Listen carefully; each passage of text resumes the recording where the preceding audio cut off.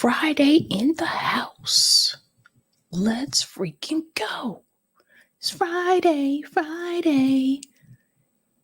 Yeah.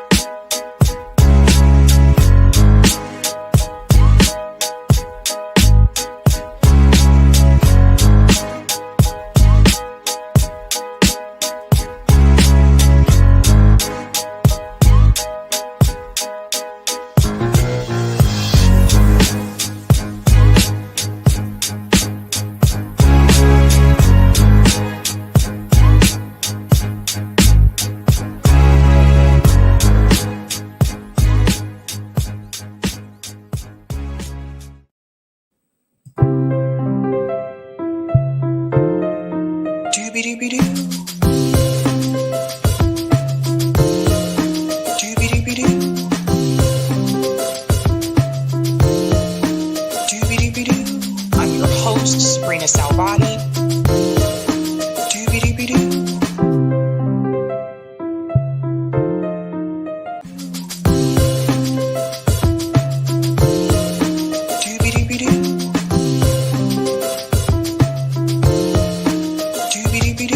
I'm your host, sabrinasalvati.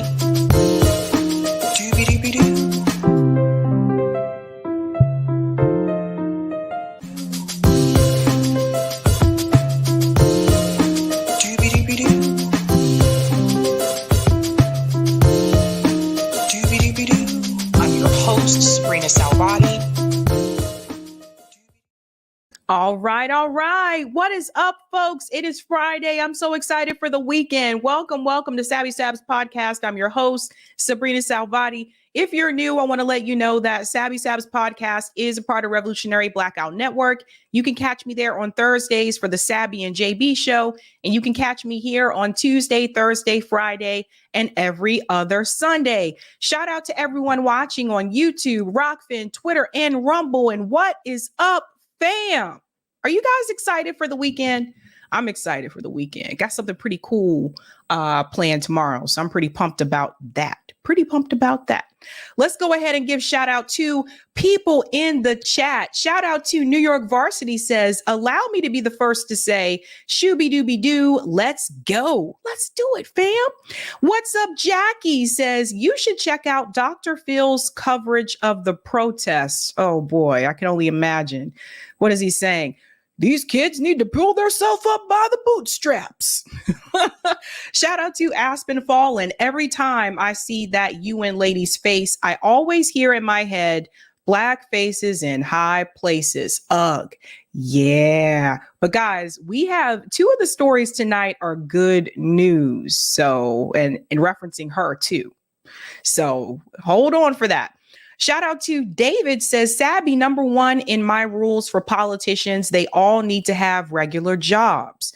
They will be no lobbyists, no nothing. I think that imagine if Congress members actually made minimum wage. Imagine if Congress members made minimum wage and if they didn't have gold-plated health care. Do you think more of them would want to run for re-election?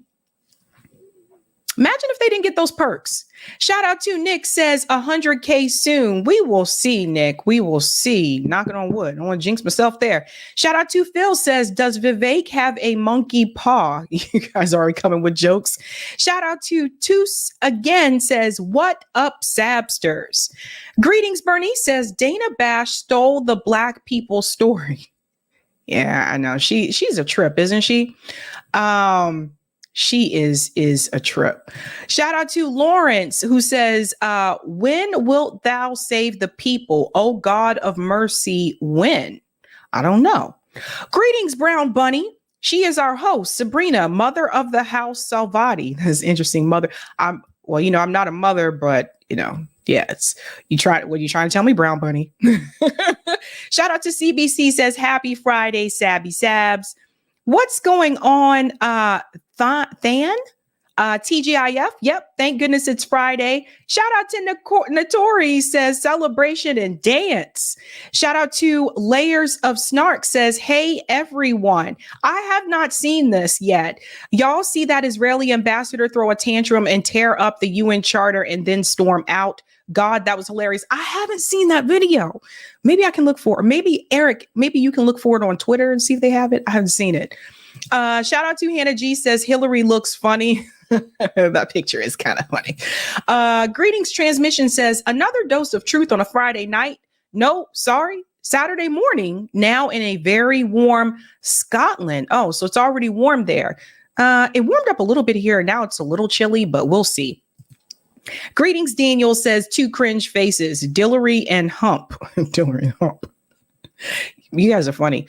What's going on? Red 6 says, hello, Sabby. Shout out, Red.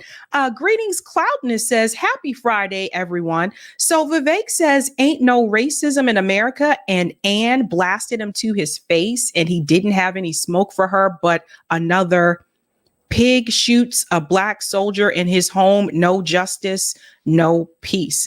Yeah, we're going to get into that interview with Vivek and Coulter. Shout out to Mark says, Sabby, what is up, Larez? Sup? Sabrina, Eric, Corey, and RBN fam. Oh, great. Biden halted one delivery. Israel also has a military industrial complex problem, at least as bad as ours. They have plenty of weapons for attack. Hit the like. Yeah, we're going to get into that. I feel like it's all theater, you know, but we'll get into that. Shout out to Saul says, doobie doo, y'all. Greetings, Rachel K says, happy Friday, good people. Greetings, Kim says, Iraq hit Israel today with cruise missiles. Someone like DM'd that to me. I have to double check that. I haven't had a chance to look at that story. Greetings, Gamer says, hello. Shout out to, let me scroll down. I don't want to click on the same name twice. Shout out to Dr. Nick says, hi, everybody. Greetings, Jose says, hello from Selma, California. Where is that? Is that Southern or Northern California? I've never heard of Selma. Shout out to Sean says, cool music. Greetings, Rick says, hey, y'all. Shout out to Deb says, dancing with you, Sab. Greetings, Amanda says, Sabby. Interesting. Shout out to, I feel like I'm keep clicking on the same thing. Almost clicking on the same thing. Shout out to Gus says, happy Friday, Sabby, and to everyone watching. And shout out to Casey says, hi to Rick. Some of you guys are really popular in the chat. Gamer and Rick and all you guys. What's going on? Josie says, hey, Seattle in the house. Well, shout out to Damon says, positive Friday vibes to all my Sabby peeps. What is up, fam? There's a lot of comments. I'm just making sure I'm scroll down to all of them. Thank you for the super chat. I know myself. Where's Nobel Prize winner Obama, aka Barry Soetoro? I don't know where Obama is, but I'm pretty sure he'll pop back up at some point this year during the election cycle. So hold on for that. He'll be around. Shout out to Sip Sauce. Thank you for the super chat. Hope you're doing well, Sabs. Thank you. And I hope you are doing well. Okay, let's go ahead and give a shout out to Sabby patrons. I'm so excited that we have two good news stories tonight because it's rare. It is rare. Shout out to everyone who is a Sabby patron. Thank you so much for your support. If you're interested in being a patron, I have 5 categories: Ultimate, Sabinators. There's also Sabsters.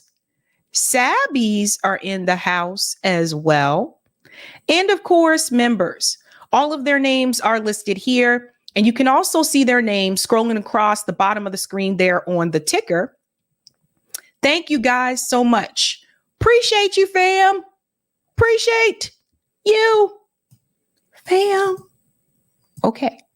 All right. Let's go ahead and look at that beautiful thumbnail to see what are we discussing tonight, guys. Again, 2 good news stories tonight. I'm really pumped about that.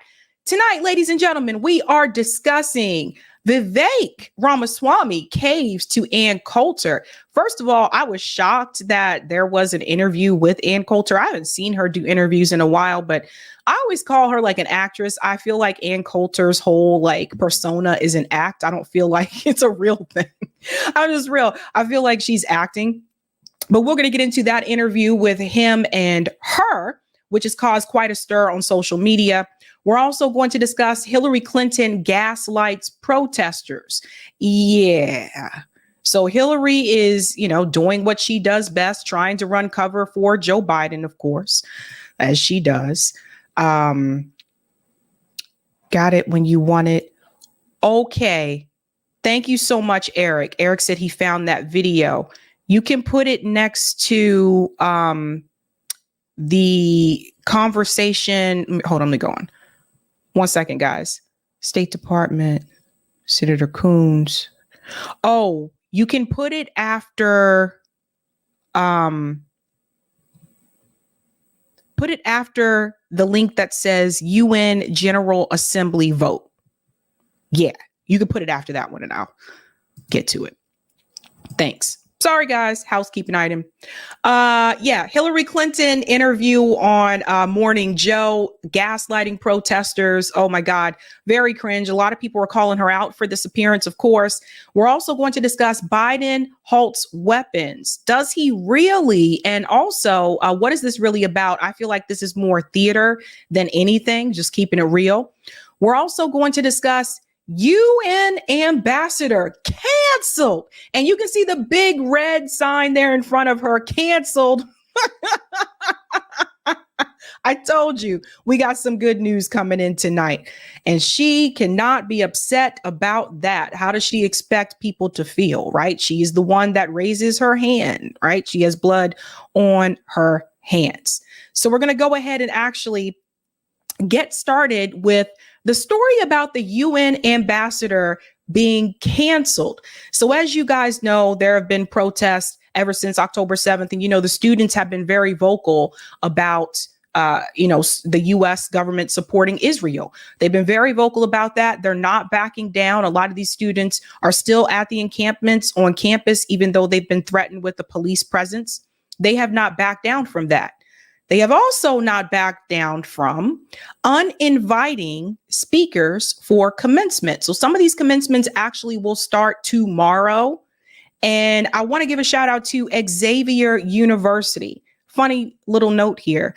One of my friends when I was in high school actually applied to Xavier University. She got accepted, but she didn't end up going there. So it was interesting when I saw the story come around. Shout out to Xavier University for this.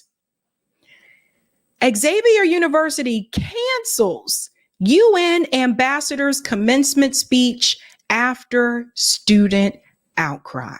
So there she is, folks. You know her as the woman who raises her hand during these meetings. She has been canceled. That is Linda Thomas Greenfield. Let's get into this story here. Xavier University of Louisiana has reversed course and canceled Saturday's planned commencement address by U.S. Ambassador to the UN, Linda Thomas Greenfield, after news of her appearance sparked outrage among some students. So again, the students have more power than they realize. They've been very vocal about the government participation in this genocide in Gaza, and they're not backing down. So again, the students have realized that they are actually the customers at these universities, and their voice really does make a difference. University President Reynold Verrett announced the decision in an email Wednesday to faculty, staff, and students. Everyone's goal is to have a commencement ceremony that appropriately honors the graduates and their achievements. The vast majority of students want to be able to enjoy a commencement ceremony free of disruptions. Therefore, we will not be moving forward with the commencement speaker as originally planned. Everybody clap and give it up for Xavier. Give it up for the students. Give it up. Because, they realize, wait a minute, there's more of us than you guys. And we really do have a lot of say here. We really do have a lot of power, because without our dollars, this university doesn't even exist. And without us, the professors, you don't exist. You don't have a job. The deans don't have a job. The president of the university doesn't have a job. It goes on to say students were outraged over Thomas Greenfield's invitation to speak because of their opposition to the past positions by the U.S. on the war in Gaza. Before presenting a March resolution to the UN Security Council that called for an immediate and sustained ceasefire in Gaza, the U.S. vetoed 3 other ceasefire resolutions proposed by other countries. So this is something I want to mention. Even though she did not raise her hand to veto the last piece of resolution that came through, the students are still holding her accountable for her raising her hand to veto the other pieces of resolutions that did come through the UN. So they haven't forgotten. I love it. I love it. In explaining one veto, Thomas Greenfield said that the U.S. could not support ceasefire resolutions that do not mention Israel's right to self-defense.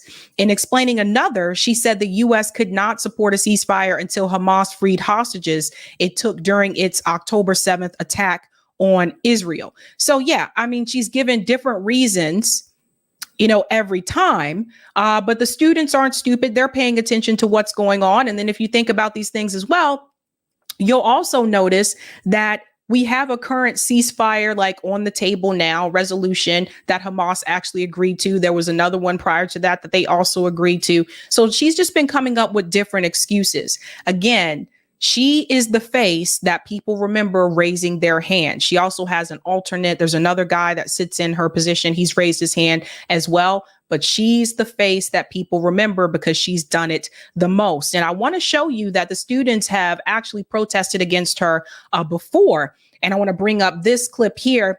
I believe this is when she was speaking at, was this Columbia? I forget which event this was.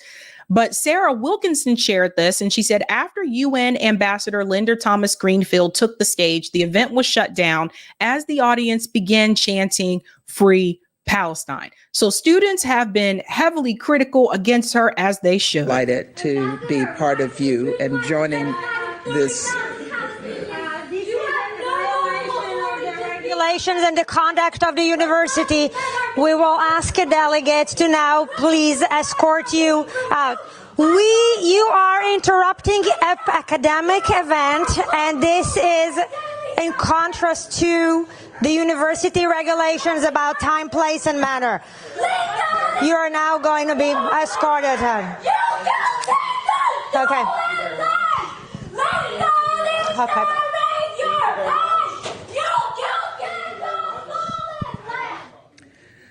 So what I'd like to talk to you about today, to start with, I visited 5 months ago a refugee camp in Adre, Chad, just over the border from Sudan, and I heard from so many people who have said to me, this is yet again a violation of the university rules of conduct. You are interrupting an academic proceeding. It is time for you to exit the space. This is a violation of the university rules of conduct. This is an academic proceeding, and you need to exit the space.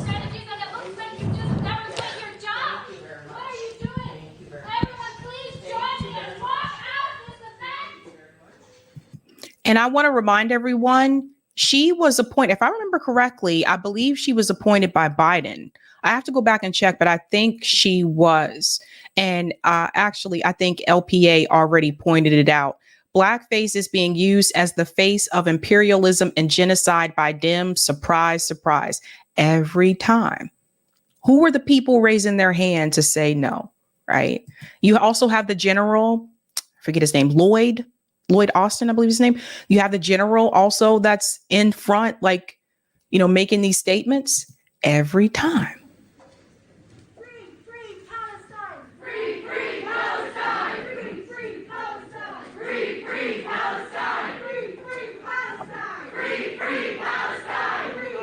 Briefly and reconvene in a moment.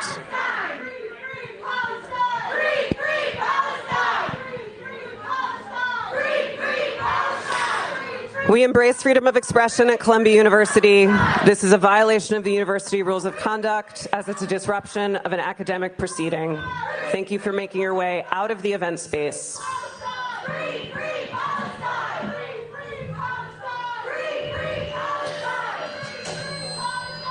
We need to exit the event space. You are in violation of the university rules of conduct. The event will proceed momentarily.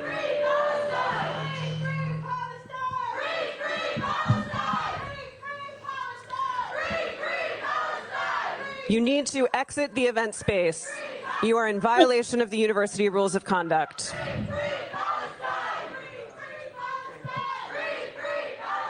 Thank you to our audience for being patient. We will begin again momentarily. Yeah, I don't understand how you can actually sit through that event after that just happened. So I wonder how people in the audience can just sit through that after, that just happened. Someone mentioned Colin Powell. Absolutely. He was another one. Katie said, you literally can't have a soul to do the things that these people do and not be in utter shambles with the actions they commit. Yeah. And one of the chants that was yelled out is that she needs to quit her job. But you know what? Again, like I said, I remember people were applauding Joe Biden because they said that, look, he appointed all these, black women, and they were applauding him for that. But yeah, they're put in these positions where when the U.S. government or when Joe Biden chooses to make these decisions, especially when it comes to imperialism or war abroad, they are the face that is, in front of the issue. They're the face that is in front of the media. They're the face that everyone sees when they raise their hand to vote against a ceasefire. Oh, yeah. Thank you. Miss African Root said Condoleezza Rice. That's right. Her too. Everybody's remembering. Sonny said Kamala as well. That's true. This is true. Yes. Yes, I know. Right. So you see a pattern. Now, that's one part of the news. There's also more good news. A couple of days ago, I showed you the story about the ASU professor that was actually harassing a Palestinian student that was, from what I understand, was just standing there minding her own business. We'll go ahead and bring up that video, and I'm going to tell you about what happened to him, because Glenn Greenwald said what noble and courageous behavior from this former IDF soldier, Sammy Ben, and this professor at the University of Austin, Jonathan Yudelman. Really impressive use of physical intimidation and force against these women for their political views. So we have another one here. I told you we were going to have some good things. So this is what happened. And then I'll show you what has happened to him. Again, this is a professor. You don't like it, go back to jail. You are literally... I'm literally in your face, that's right. You're disrespecting my religious Why are you wearing a mask? boundaries. You should be happy with what you're doing. What does this have to do with religion? You're spewing hate. What does this have to do with religion? Humanity, bitch. Get the fuck out of my face. No. Get the fuck out of here. Yeah, who invited you here? Yeah. Go back to jihad. Go. Hate crime. You're not working. Fuck Hate crime. Hate crime right here. Cops, what are you doing? Hate crime right here. What's the problem? You guys have an issue? What do you say about the 7th of October? You have an opinion about it? You also glorified it? You're happy about it? We were literally or the FBI, huh? We're literally just standing Take off the mask. You're proud. You're proud, no?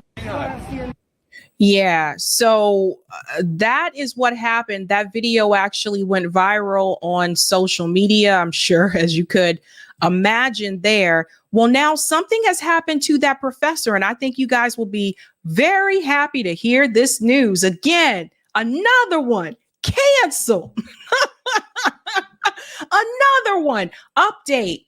Yudelman is out.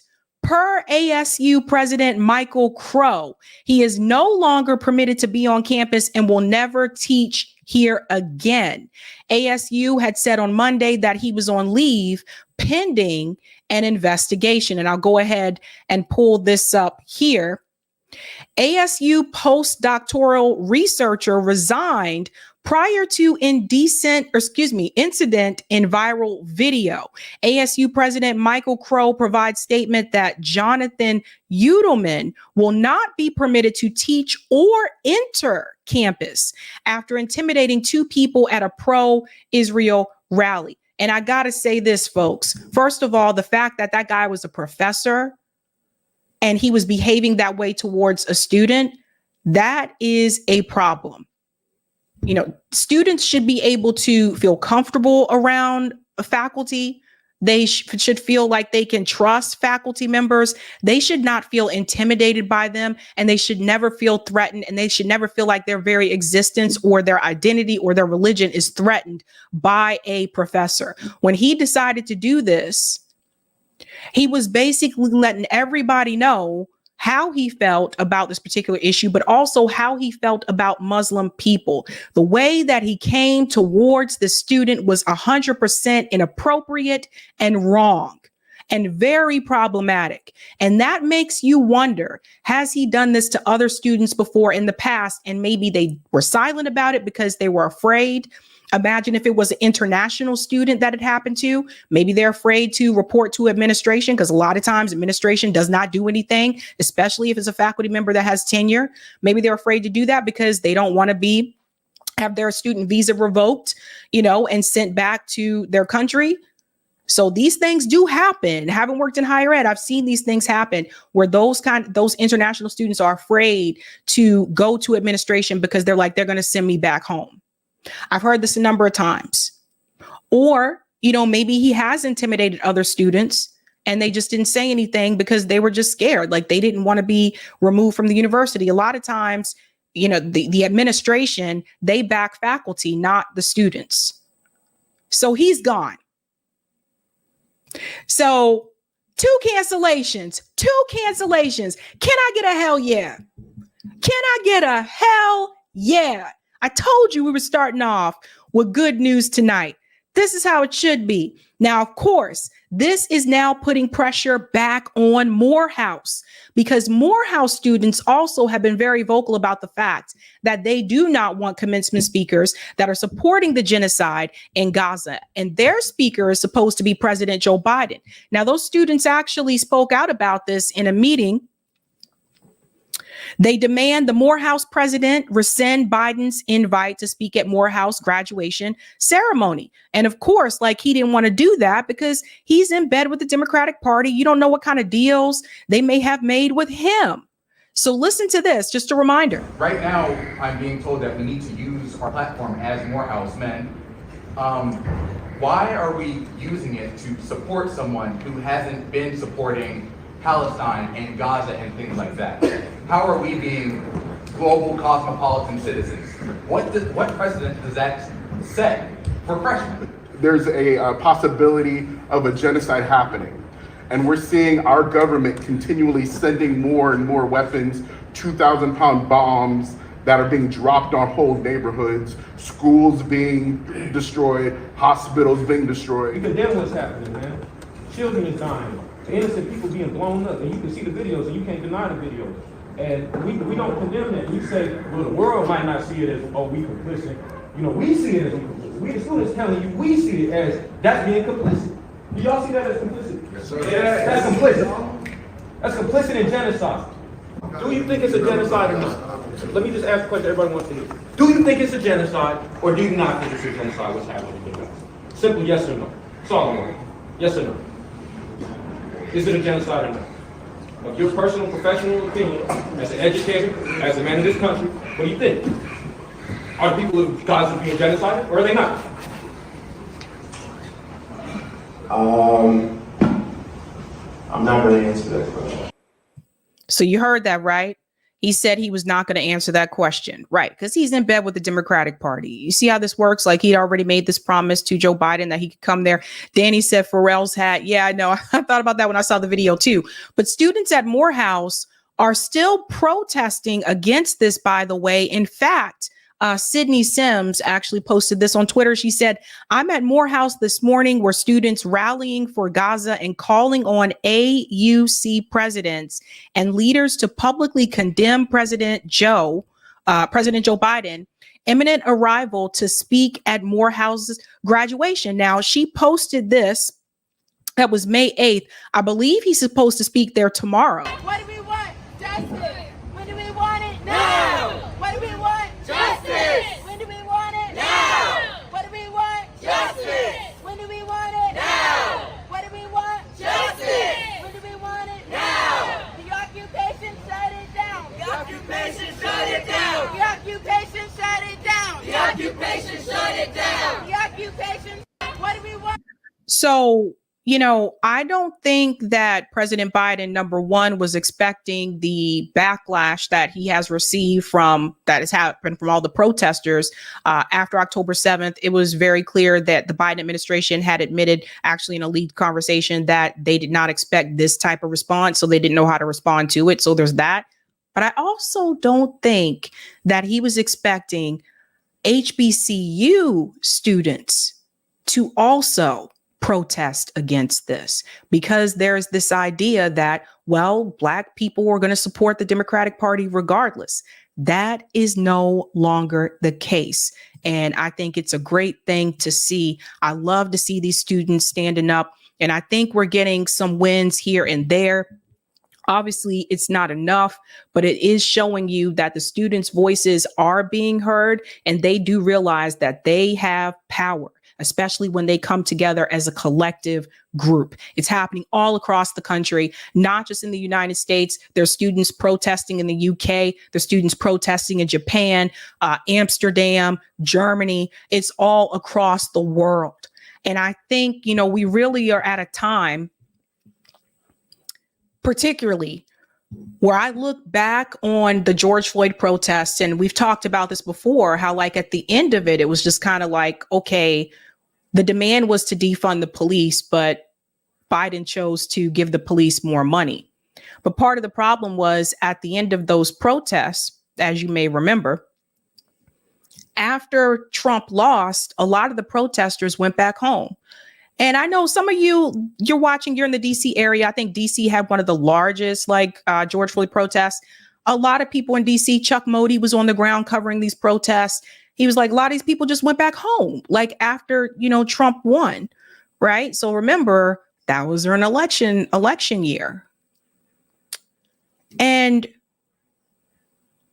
I think people have looked back on that. And I think particularly a lot of activists were like, you know what, maybe that wasn't the right call. Maybe we should have continued even after Biden won. Because the problem is police brutality is an issue regardless if the president is a Democrat or a Republican, you know?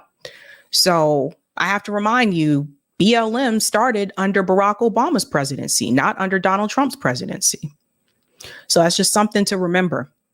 But shout out to the students and to Linda Thomas Greenfield. Bye, Felicia. Bye. Let's go to some of the comments here. Thank you for the super chat, Joe. Obama wants no part of this sinking ship. Yeah, I guess he's kind of quiet now. He'll be back, though. PB World, getting people of color to do their dirty work yet again. DT Pointer, cancellation of the commencement speech will hopefully lead to a cancellation of a presidency. DT going all in. DT going all in. Gamer says tomorrow, Dr. Jill Stein's B-Day is tomorrow and she's doing a panel. Yeah, I saw something about that on Twitter. Iman? Yes, she was appointed by Biden. Yeah, so she was. I thought so. Frank says, LFG, you love to see the young folks stepping up and speaking out. Yes, I do.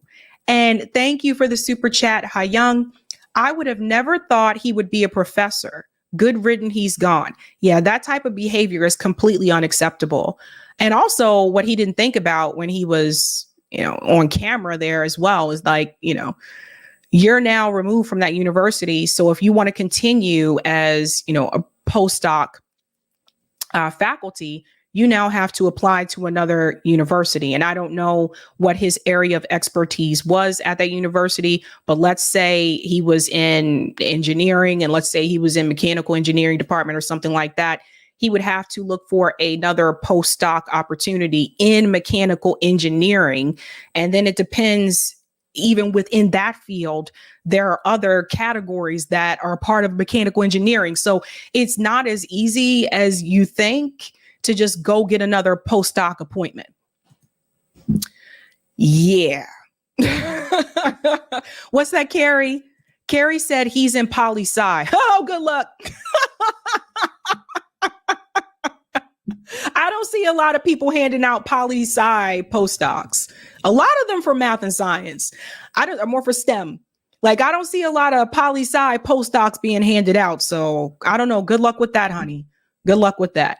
I'll get the comment on Rockfin, Eric. Oh man, what a doozy. Thank you for the tip on Rockfin, Dave.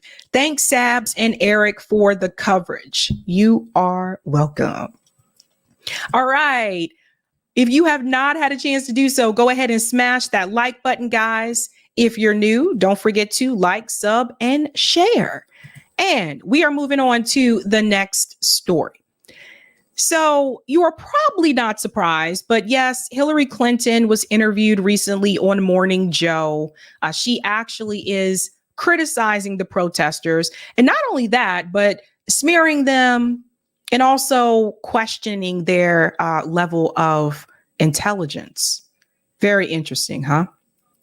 Why would she talk about these young people in such a way? I'm going to tell you why. So the title of the video is Propaganda is Not Education. Let's bring it on in. I want everybody to know what I'm about to talk to you about happened before October 7th. I'm going to talk about radicalism on college campuses. Sort of radicalism that has mainstream students getting propaganda, whether it's from their professors or whether it's from communist Chinese government through TikTok, calling the president of the United States Genocide Joe.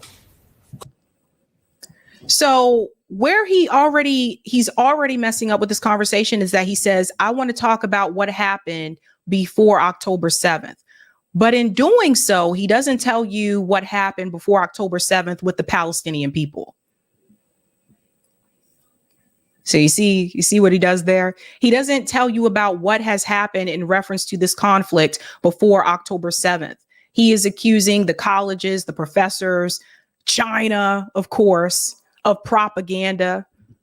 And the students are basically eating up this propaganda. It's really funny coming from him because the propaganda is him. The propaganda is MSNBC. The propaganda is Morning Joe. The propaganda is the State Department. The propaganda is the CIA narrative. That is the propaganda. He is literally a walking piece of propaganda. Interesting. Calling you and President Clinton war criminals. Actually stopping the naming of a building after Madeleine Albright because they claim, professors claim, some of the same professors that took part in the most radical elements of the protests over the past couple of weeks, called Madeleine Albright a war criminal. Didn't Madeleine Albright say that she didn't care about those kids that died in Iraq? Didn't she say this was basically a necessary good? Those kids are right. Those students are right. The kids are all right. And we're still waiting for the building for Foreign Service to be renamed after Madeleine Albright. Here we have first Secretary of State that's a woman. Made history, just like you made history. But you've got mainstream college students. I know, because I've talked to a lot of college students over the past year or two. They have this radicalized view of the Middle East, a radicalized view of American public servants like yourself, Madeleine Albright, President Clinton, Joe Biden, can name Republican presidents as well. And there's this radicalization And I just want to know, first of all, it's distressing. What do we do about it so public servants aren't taught that American leaders are war criminals? No. First of all, the students know how to read. The students aren't watching you, Joe. They're not watching Morning Joe. They're not watching MSNBC. They are doing their own research. They don't have to have a faculty member tell them about Madeleine Albright. No faculty members told me about Madeleine Albright. No faculty members told me about George W. Bush. They didn't tell me about Obama. They didn't tell me about Bill Clinton. They didn't tell me about Trump. No faculty members told me about these presidents. I found out things by doing my own research and seeking out other sources than the propaganda that is displayed on Morning Joe. He calls them mainstream college students. What does that even mean? What do you mean mainstream college students? Do you know there are kids at college campuses? They're from all over the place. All over the place. What do you mean mainstream? What are you talking about? Most of these kids do not watch mainstream media, right? So they're not buying into your propaganda, Joe. You go to these college campuses, there are kids from all over the world. And I'll be the first to tell you, if you go to a lot of the colleges here in the Boston area, a lot of the students are international students. So domestic students, they get to meet international students and they get to hear what it's like in their country from them, not from you. They get to hear what China is like from students who are actually from China, not you, Joe, and not the State Department. He doesn't want those conversations to take place. And that Joe Biden's not genocide Joe, quite the opposite. And secondly, the stupidity of the slogans that ignore all the history since 1948. About what the United States has tried to do, about what you tried to do, about what President Clinton tried to do in bringing a two-state solution about. I remember when you talked about a two-state solution and it was considered radical. They couldn't believe, oh my God, Hillary Clinton actually is talking about a two-state solution. She hates Israel. And now that's been flipped to you're a war criminal. Madeleine Albright's a war criminal. Bill Clinton's a war criminal. Joe Biden. It's disgusting. And I want you to tell us what needs to be done, what you would hope would be done, one. Number two, how do we get Madeleine Albright's name on that building? Because she's been slandered in death. She's been slandered in death. A public servant who escaped the Holocaust, gave her entire life to the United States of America, and has been slandered in death by extremists, I'm sorry, funded by Coulter. And number three, I told you we were moving past therapy session. And number three, maybe this will get on YouTube if the communist Chinese will allow it to get on YouTube. So now China is controlling YouTube. You guys see what the... So now China controls YouTube? Is he an idiot or what? So because Madeleine Albright escaped the Holocaust, that gives her the right to say that Iraqi children dying doesn't matter. She made those statements. The students didn't come up with that on their own. Those were her words coming out of her mouth. She did. And also, Joe, people have been calling Hillary Clinton a war criminal way before October 7th, son. Way before October 7th. They called Bill Clinton a war criminal before October 7th. We've been calling Obama a war criminal way before October. We called all these people war criminals before October 7th. I called Joe Biden a war criminal before October 7th. So do you see how he skews the narrative?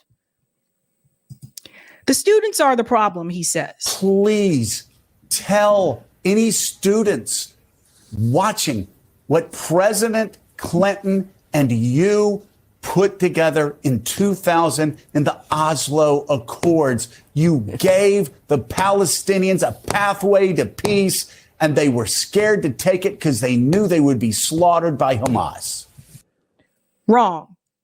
First of all, None of these agreements included the right to return. He wants to talk about President Clinton. Does he talk about the 2002 Arab Initiative, the Arab Peace Initiative, where Israel rejected it? Does he talk about that?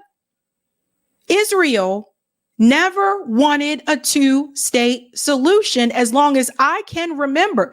Netanyahu is on video going back to the 70s saying he was against a two-state solution. So he wants to talk about before October 7th, but he only wants to tell you part of the story. Wow, I don't know where to start, Joe, but you Go ahead. Yeah, okay. I need help. Well, I want to make a couple of quick points because you raised, things that, need to be vented about. First of all, I have had many conversations, as you have had, with a lot of young people over the last many months now. And you're right. They don't know very much at all about the history of the Middle East or, frankly, about history in many areas of the world, including in our own country. But so now the students are not smart enough to know what's going on. So, number one, you have to understand that Hillary Clinton is paid to sit here and lie. This is what she's brought here for, to lie. These kids, these same college kids, right, that can create robots in a lab, that can solve complicated mathematical equations. They can't figure out about the history of the Middle East. All of a sudden, these kids are not intelligent to figure that out. You guys really believe that? I'm supposed to believe that? I'm supposed to believe these kids who are like the top of their class, particularly if we're looking at these schools like Columbia University, especially MIT. These kids were the top of their class.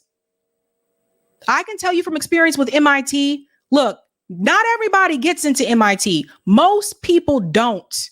They take the top kids of their class and they bring them to MIT.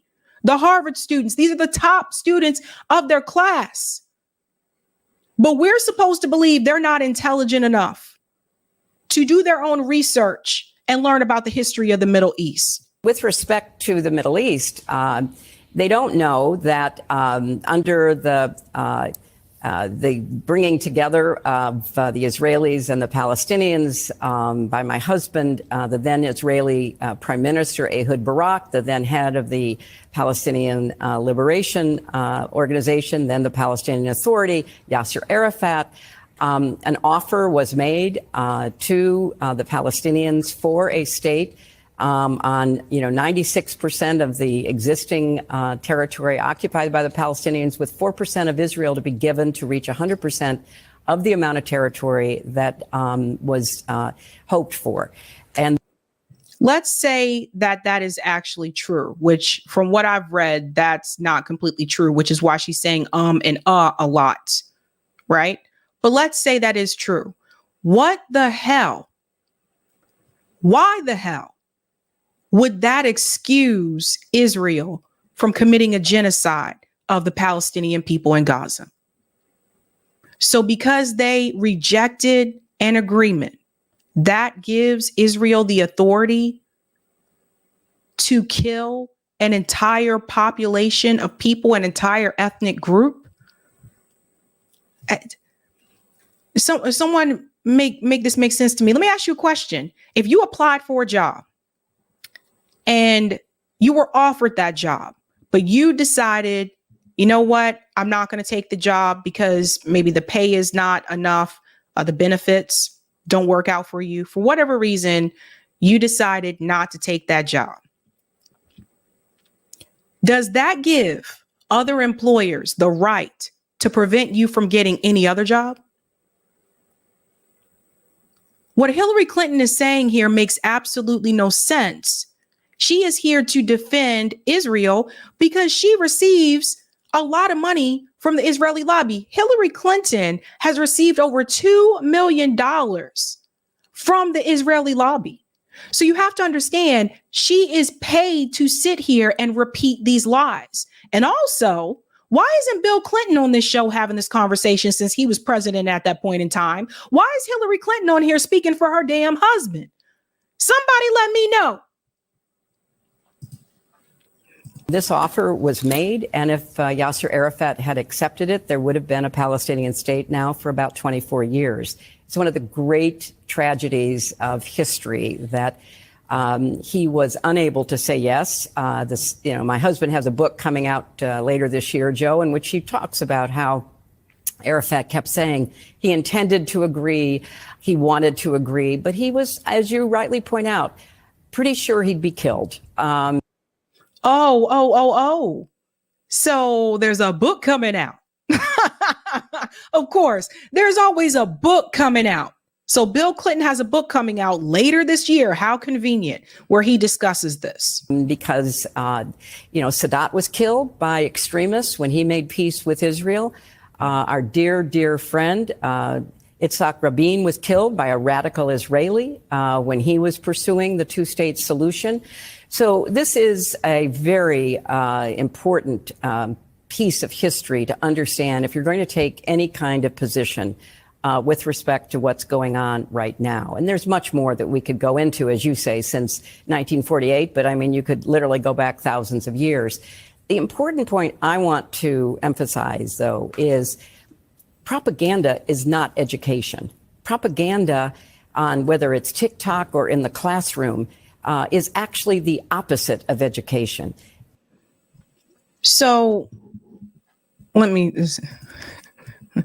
propaganda, whether it's on TikTok or in the classroom, is the opposite of education. Doesn't education happen in the classroom? Somebody help me here. Someone help me. First of all, education can take on many forms.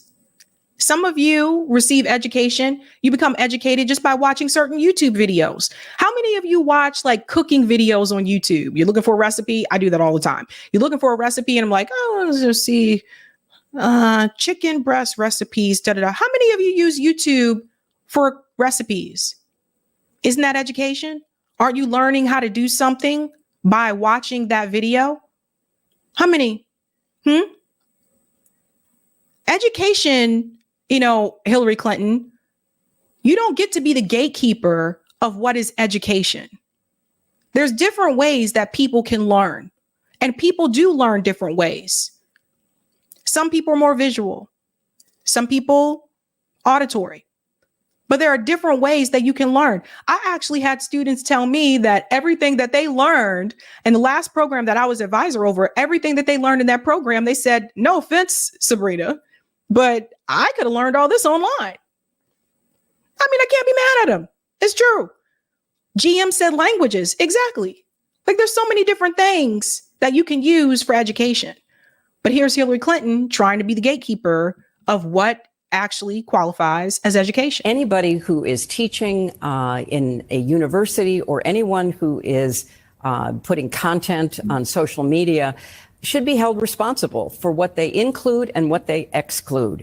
And so much of what we're seeing, particularly on TikTok, about what's going on in the Middle East is woefully false, but it's also incredibly slanted, pro-Hamas, anti-Israel. Pause. I've seen videos on TikTok that represent both sides, actually. I've seen videos on TikTok where there were Israelis telling their side, and I've seen videos on TikTok where there's people who are Palestinian explaining their side. I've seen videos on TikTok that represent both sides when it comes to the genocide in Gaza. So she's incorrect about that. And two, in reference to it being false information, according to Hillary Clinton. So CNN, MSNBC, Fox News, all of those major networks that told that beheaded baby story, which actually ended up being false. Even Joe Biden had to retract his own statement saying he saw pictures of that. Should they be held responsible, Hillary? Should all the commentators on CNN, Fox News, and MSNBC that told those lies, particularly early in the earlier days of October 7th, should all those people be held responsible and accountable for the information that they put out to the public? So you see, this is where the hypocrisy comes in. How many times have you seen lies on mainstream media? They're never held accountable because they're repeating the talking points that the State Department wants them to distribute. That's why you see a lot of this hypocrisy here. But when it comes to social media, she feels that everybody should be held accountable for the information that they put out. But Joe Scarborough here and his show, they can lie to you every day and they're not held accountable. And it is, not any place where anyone should go to get information about complex matters like what is going on there. So we have to do a much better job in trying to, number one, teach history at all levels. That's why I love SUFs, because it's about our history. It's a part of history we didn't all study and learn about. But it's also important that we recognize the propaganda value of social media. People are on social media oftentimes to press an agenda, an ideological, a religious, a financial, a political, a partisan agenda. Aren't you on this show right now trying to press an agenda? Her appearance on Morning Joe, this conversation right now, isn't she on this show trying to press an agenda? When people appear on The View, MSNBC, CNN, Fox News, etc., aren't they trying to press an agenda? So it's just, she's so, Oz. I said, gosh, so she's so full of shit. Yeah, I mean, this does not make any sense whatsoever. She says that we need to teach history. How many history classes do we need to take, Hillary Clinton? When I was in high school, I had to take 3. I ended up taking 4. One was for extra credit. Okay, whatever. I had to take 3. When I went to undergrad, I had to take 3. How much more history do you want people to learn? What are you talking about? We need to teach history. You're required to learn it. You're required. I was required to, it was U.S. history, European history, Latin American history. We can go on and on. We can go on and on. Asian history. What's the one? The Civil War history. I mean, we can go on and on. What are you talking about? She wants you to only know certain things about history. And since we're on this subject about teaching history, and you say that there's so much propaganda in these classrooms, Hillary Clinton, I'm sure you would be totally in favor for the textbooks actually being rewritten to include the proper history and the correct history of the Black Panthers and MLK. I'm sure you would be totally fine with that. Add JFK in there too. But she doesn't want you to know the truth about that history. And so, of course, you don't get the facts. Of course, you don't get any kind of context.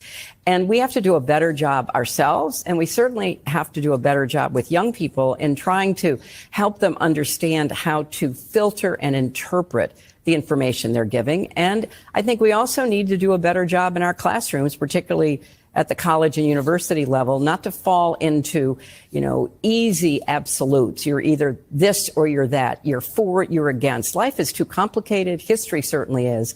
So I agree that we've got to do something to, stand against a lot of these false narratives. And with respect to my dear friend, Madeleine Albright, she deserves to have anything and everything named for her. Yes.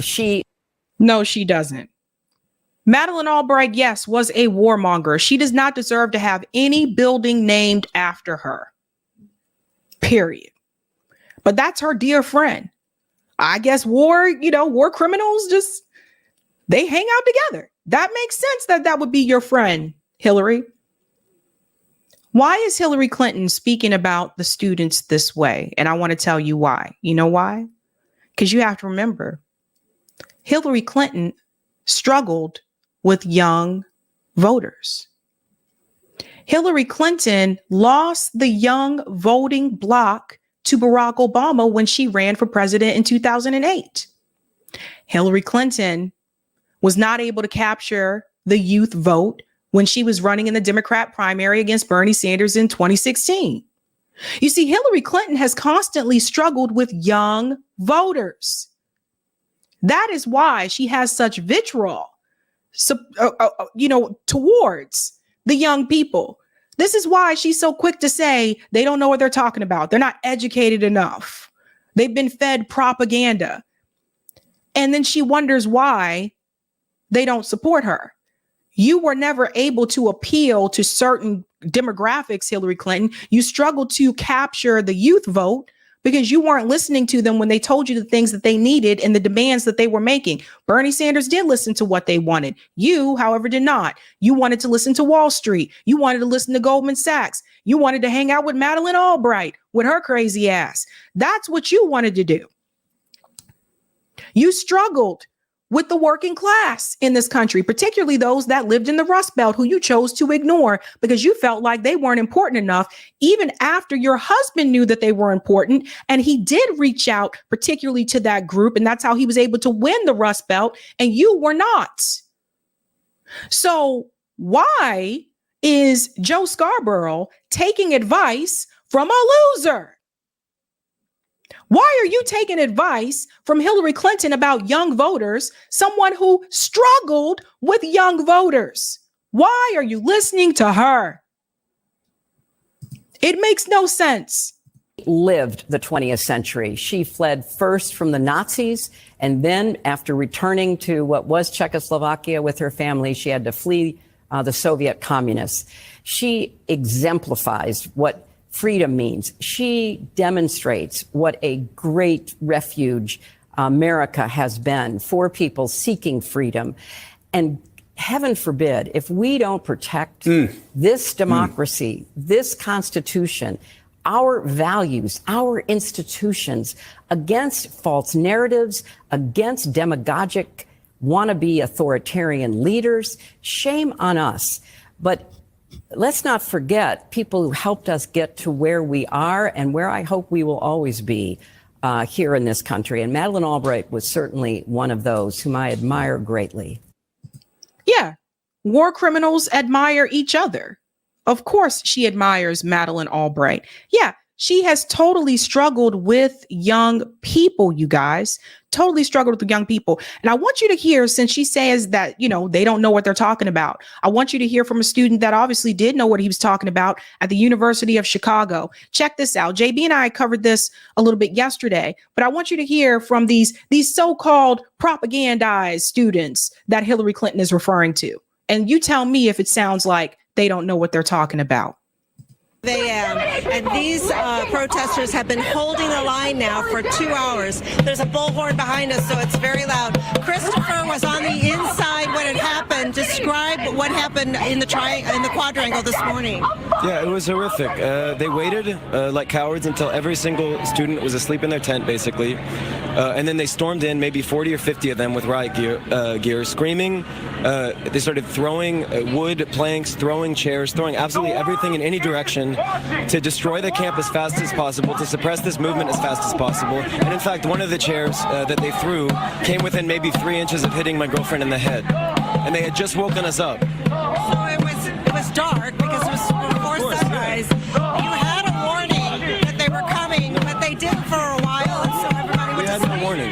No, we had no warning. Okay, so then what did you do when all that action was happening? I tried to make sure everyone was safe. It was chaos. It was terrifying. Yeah. So you were able to get out. I understand that students are being threatened with disciplinary action for being in there. They gave us some ridiculous notice out here saying that participants in the quad encampment, which no longer exists thanks to them, are facing an interim leave of absence as well as a criminal trespass charge. I have no idea if that's just a scare tactic or if it's real, but it doesn't matter because the difference between us and people like these cops is that there are limits to when we continue following orders. And when you're talking about a genocide visited upon a colonized population of 2 million people trapped in a ghetto that's as long as a marathon and 6 miles wide, when that ghetto is being systematically starved, slaughtered, every hospital bombed, every university bombed, 70% of destroyed, 40,000 people murdered, 15,000 children murdered, the entire population on the brink of starvation.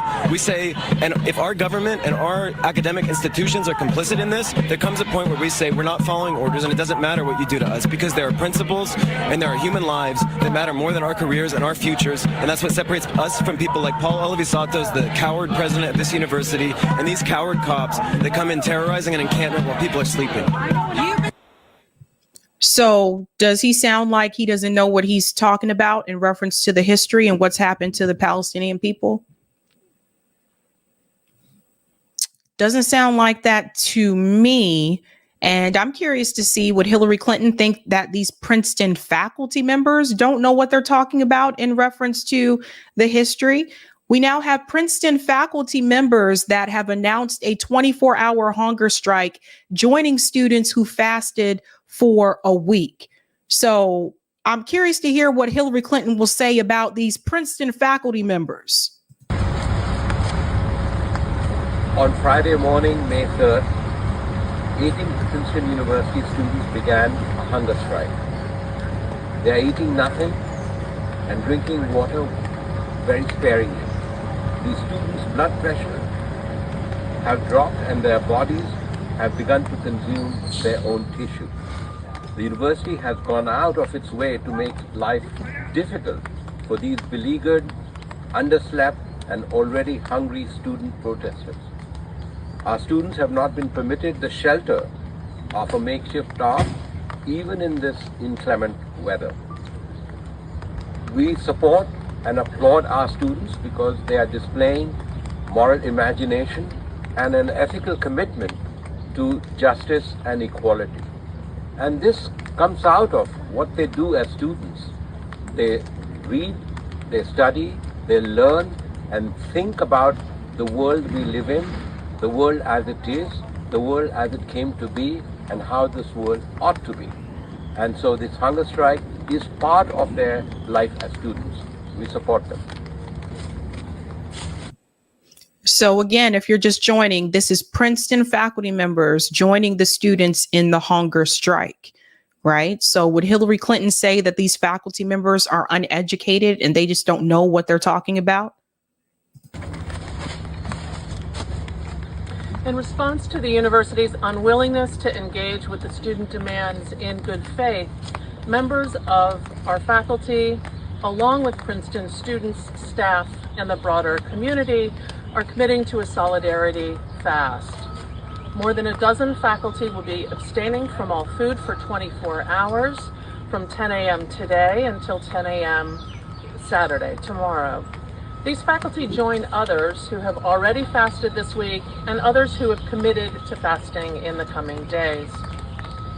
Our day-long Solidarity Fast is meant to emphasize the efforts of our students who are undertaking this strike, putting their bodies on the line to show their solidarity with the Palestinian people of Gaza and the West Bank, who are being subjected to a forced famine and a genocidal assault by the state of Israel.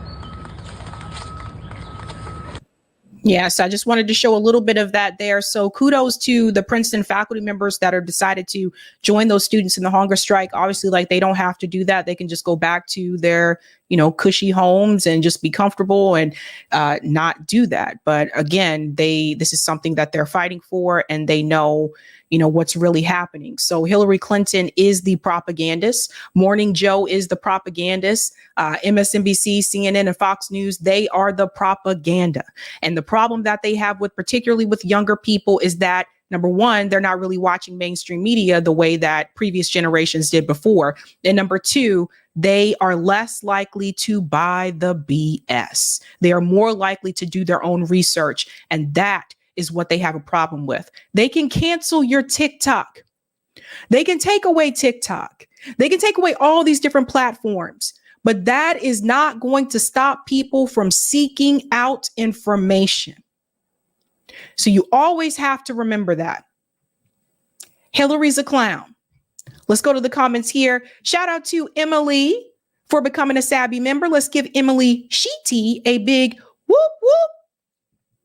Thank you, Louise. OMG, if she had a starts with D, ends with K, he would suck it. Didn't Claire Daly coin the term butcher Biden? Is she from China? I just can't. Shout out to P. Smith for being a member for 8 months. Says his nose is brown from kissing her behind. Yeah. Thank you, R. Bailey. They are Dixiecrats from the land of cotton. Thank you, ARJ, excuse me. Morning, Joe. Don't you students understand we've been trying to give the Palestinians less and less of their land back, and they refuse to take our deal of no sovereignty, right? Exactly. Thank you, R. Bailey. Why does Hillary look like a cross-dressing George Washington? She look like a what? Does she look like that? It's like...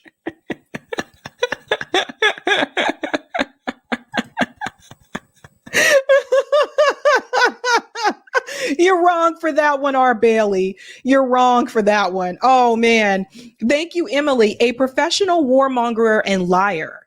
Her new thing, putting people down because they see through the propaganda. Hillary with her Mr. Burns evil laugh.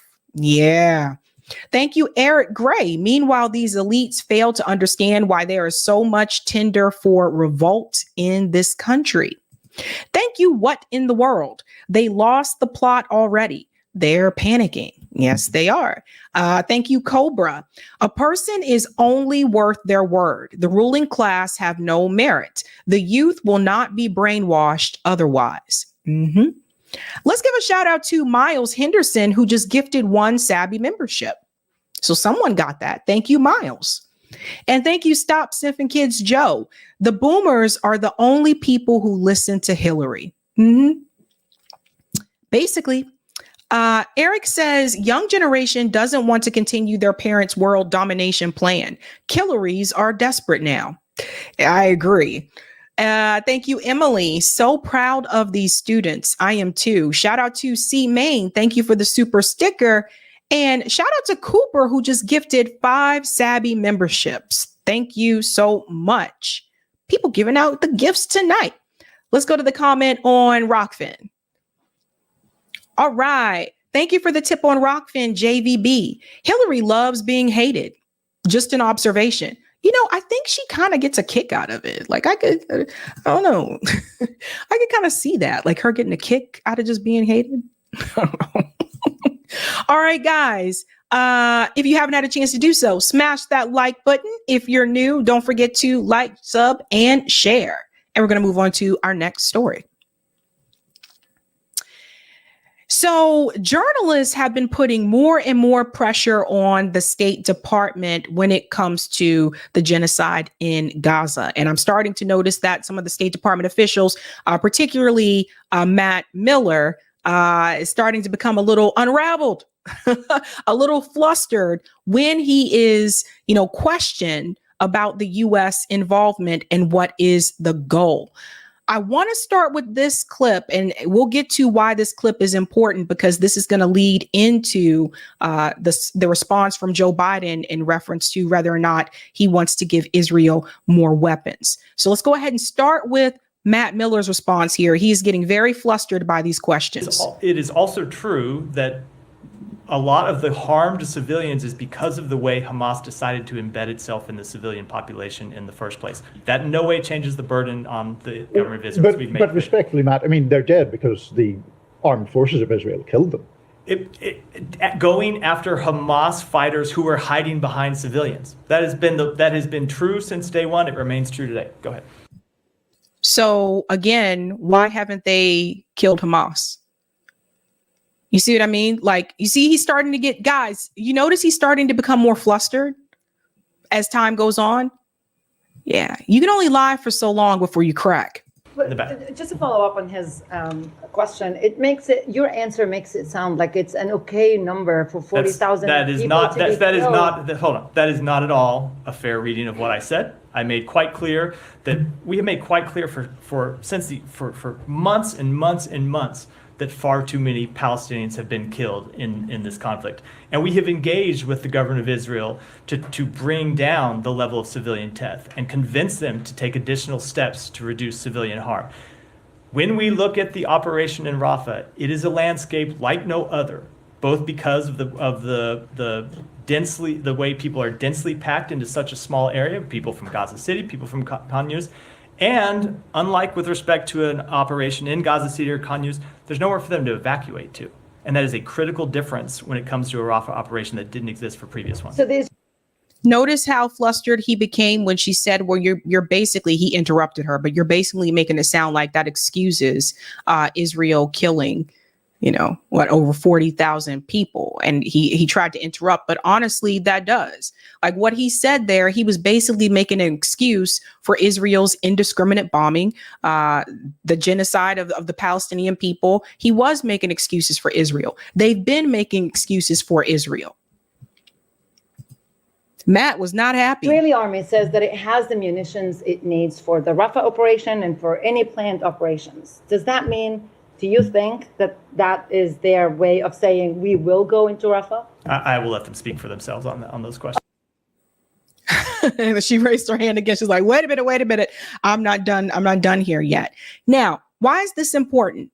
This is important because Joe Biden made a statement recently. This was during a CNN exclusive interview that he is considering not giving Israel any more weapons if they decide to do the operation in Rafah. And this really, sent Netanyahu into a spiral. He's already a lunatic anyway, but it made him even more crazy. And some of the senators are speaking out against this as well. So you're going to see this come from Senator Coons. He is not in agreement with this. But I'm going to tell you why this is basically theater. Listen to this. I want to ask you about something happening as we sit here and speak, and that, of course, is Israel is striking Rafah. I know that you have paused, Mr. President, shipments of 2,000-pound U.S. bombs to Israel due to concern that they could be used in any offensive on Rafah. Have those bombs, those powerful 2,000-pound bombs, been used to kill civilians in Gaza? Civilians have been killed in Gaza as a consequence of those bombs and other ways in which they go after population centers. So here is Joe Biden admitting that the weapons that were supplied by the U.S. government, yes, have been used towards civilian deaths. I made it clear that if they go into Rafah, they haven't gone into Rafah yet. If they go into Rafah, I'm not supplying the weapons that have been used historically to deal with Rafah. Pause. Go back. Let's catch the first lie. Okay. Watch this. Gaza as a consequence of those bombs and other ways in which they go after population centers. And I made it clear that if they go into Rafah, they haven't gone into Rafah yet. Yes, they have. So there's the first lie. They haven't gone into Rafah yet. Didn't I show you video footage on this channel just a couple nights ago of the IDF already entering Rafah? Running over the signs? Attacking people in tents. They're already there. Now, this may not be the full scale ground operation that Netanyahu has planned, but they are already there.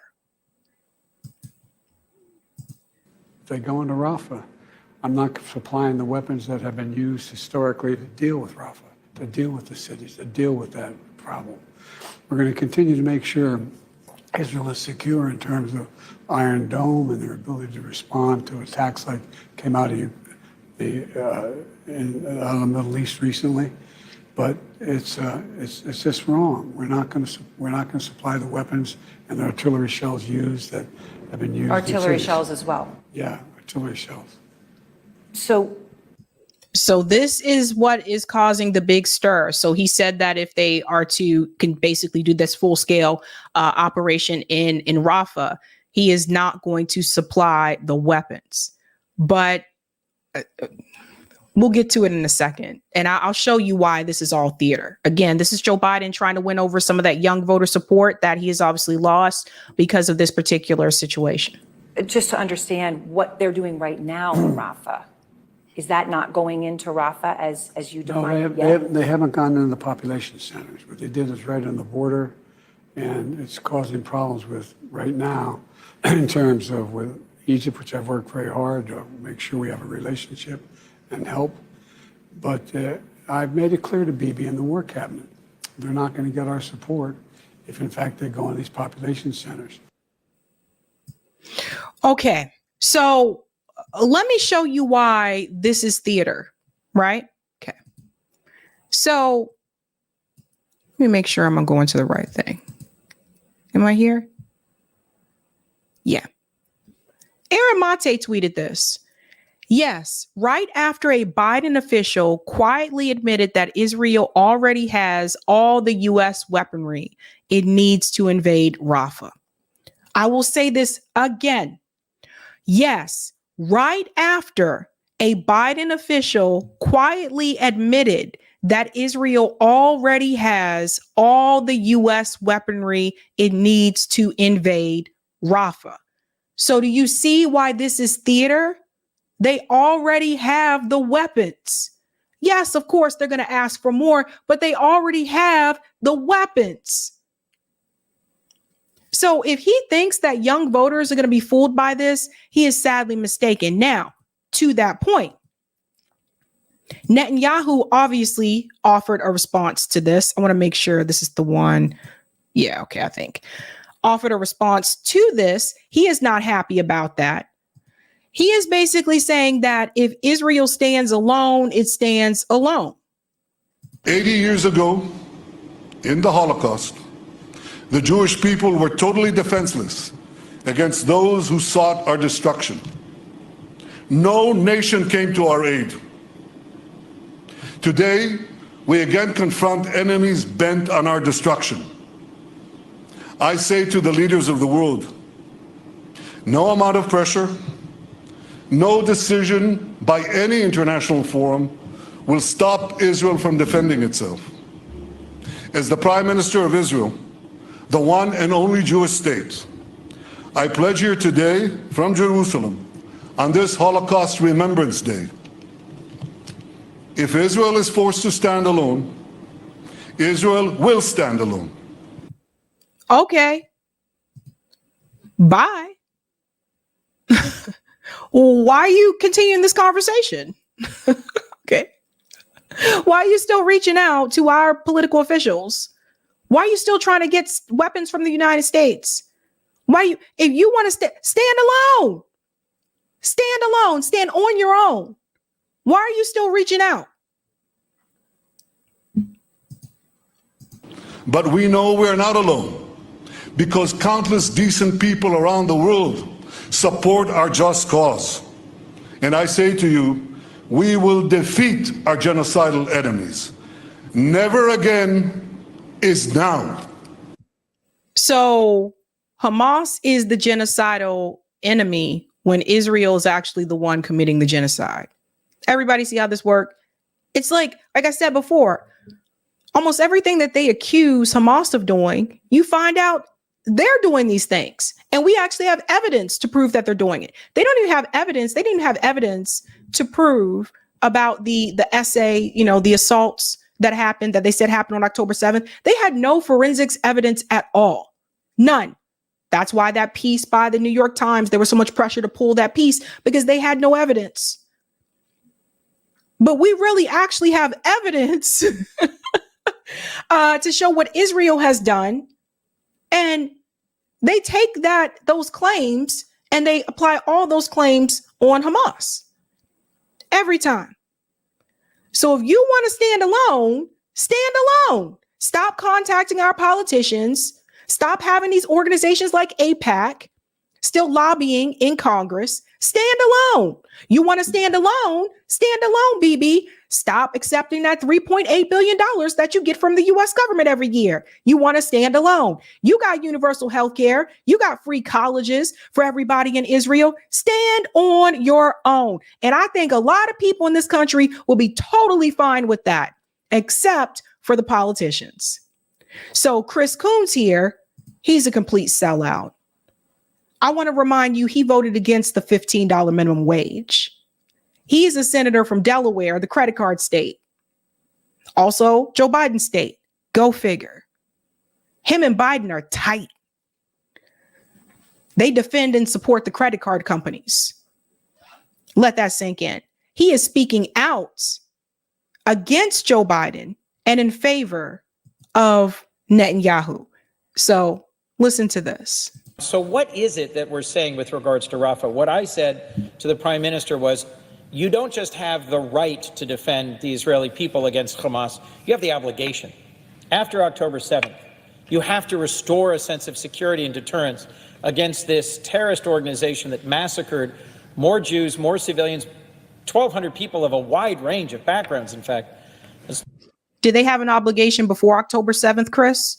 Did they have an obligation to remove Palestinian people from their homes in the West Bank?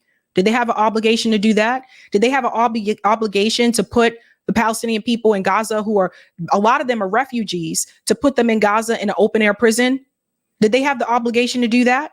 The worst day for Jews since the Holocaust, but many who are still held captive beneath Gaza by Hamas are from a dozen different nations, languages, and religions. You have to go after them. You have to finish the job. You have to go into Rafah and go after these 4 remaining battalions, and you have to secure Gaza and make certain that Hamas does not reemerge as a fighting force that can ever threaten Israel again. And given that there are 1 million civilian refugees who've flown down to the very bottom of Gaza and are now up against the hard border with Egypt, and given that Egypt will not allow any of them into Egypt, you have to provide a pathway for civilians to leave Rafah before you go in at scale with a bombing campaign, a ground campaign, to minimize civilian injuries and deaths. Leave Rafah and go where? There's nowhere else for them to go. And Chris Coons knows that. Mind you, this is the same Chris Coons that Aaron Mate actually confronted on the train. You guys remember that story about the quiet car? He confronted him on the quiet car, right? And he was confronting him about Ukraine at that point in time, right? If there are 10,000 or so Hamas fighters remaining in Rafah, and if the multiplier, to use a crass term, has been 2 to 1 civilian deaths for every Hamas fighter killed, to contemplate 20 or 30,000 more civilian deaths in Rafah is to contemplate a horrifying outcome. But it is not acceptable to leave Hamas in control of a segment of Gaza and capable of returning. So what is it I am hoping and expecting Israel will do? To relocate all of the civilians in Rafah north in Gaza, screen them so that none of the leaders of Hamas or the fighters of Hamas escape, to provide for humanitarian aid and for shelter in another part of Gaza, and then to go in at scale, get into the tunnels, secure the release of the hostages if possible, and finish the job. That is difficult, but in my view, doable. Yeah, I don't see that happening. I don't see that happening at all. Just being honest about that. But there are things that are happening. Because something happened at the UN. And this is a good thing in reference to the Palestinian people. You know, it has been brought forth before that the need for Palestinian statehood. That topic came up again at the UN. I want you to hear what Palestinian ambassador to the UN says during his speech, and then I'm going to show you the results of what happened. In simple words, voting yes is the right thing to do. And I can assure you, you and your country for years to come will be proud to have stood for freedom, justice, and peace in this darkest hour. As everyone is saying, free Palestine, and peace for all. And I repeat, free Palestine, and vote yes for the resolution. And I thank you so much.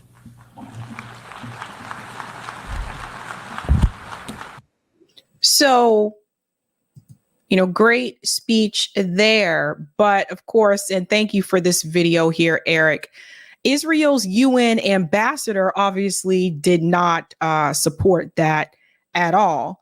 And I want to show you what he does here. This guy is just crazy and unhinged. I've just never seen. I got to tell you, like the amount of just hate, the amount of evil. It's just, how can you be such a hateful person? Israel's UN ambassador takes a mini shredder at the General Assembly podium to shred pages of a pocket-sized UN charter. Like, look at this. How can you be this hateful? You are shredding the UN Charter with your own hands. Yes, that's what you're doing. Shredding the UN Charter. Shame on you.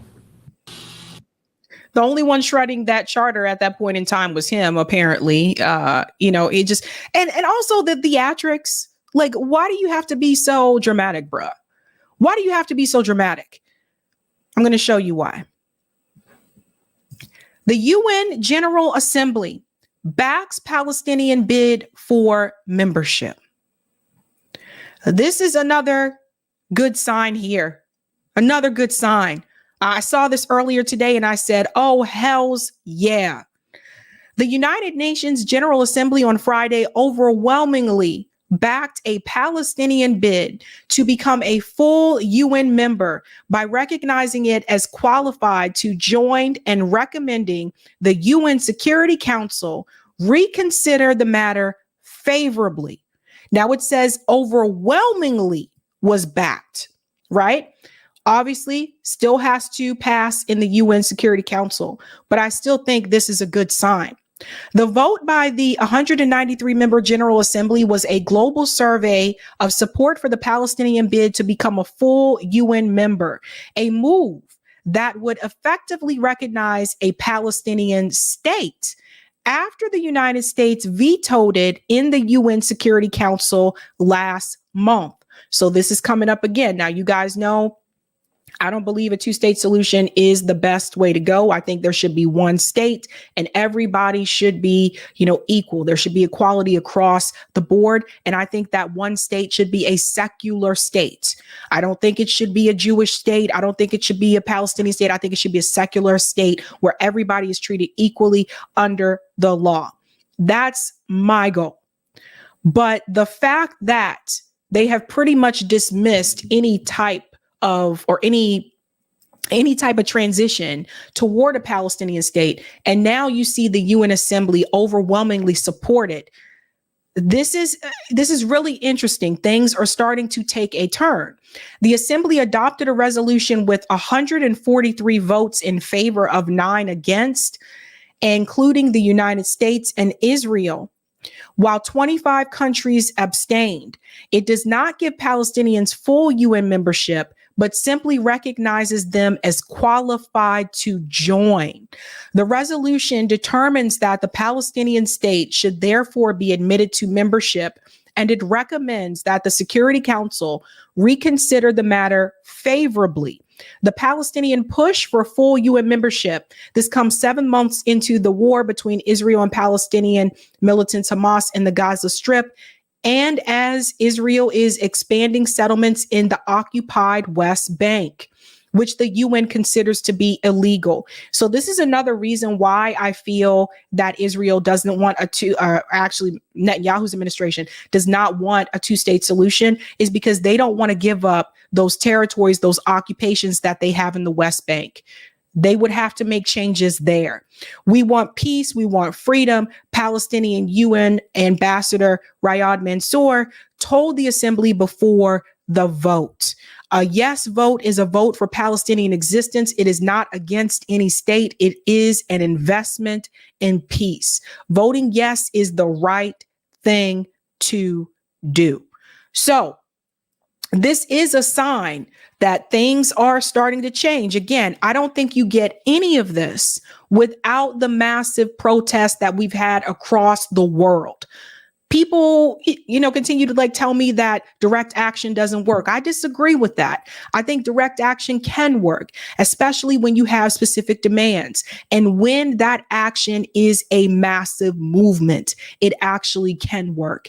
And I think sometimes particularly in this country, we have gotten away from that because we've kind of been consumed with voting for a presidential candidate and thinking that that is going to solve everything. I believe for me, this started under Barack Obama. When Obama ran in 2008, there was this great belief that this guy was going to be the one to change everything. It was a mistake for me to put all of my hope in one person. It was a mistake for me to think that that was all I needed to do was to vote for President Obama and everything was going to change, regardless of what he said when he was running for office. And just like that, I think a lot of us turned away from the on the ground action. We turned away from direct action, and direct action has always been a useful tool. And we should never forget that. Right? Let's go to some of the comments here in the chat. Thank you, Cool Blue. Hillary Clinton must never stop speaking. GOP. Interesting. Janine says, I love this reporter. LOL, he be on his ass. It's true. Shout out to R. Bailey for being a member for 4 months. They, Hamas in every Palestinian's face. How do you spell racism?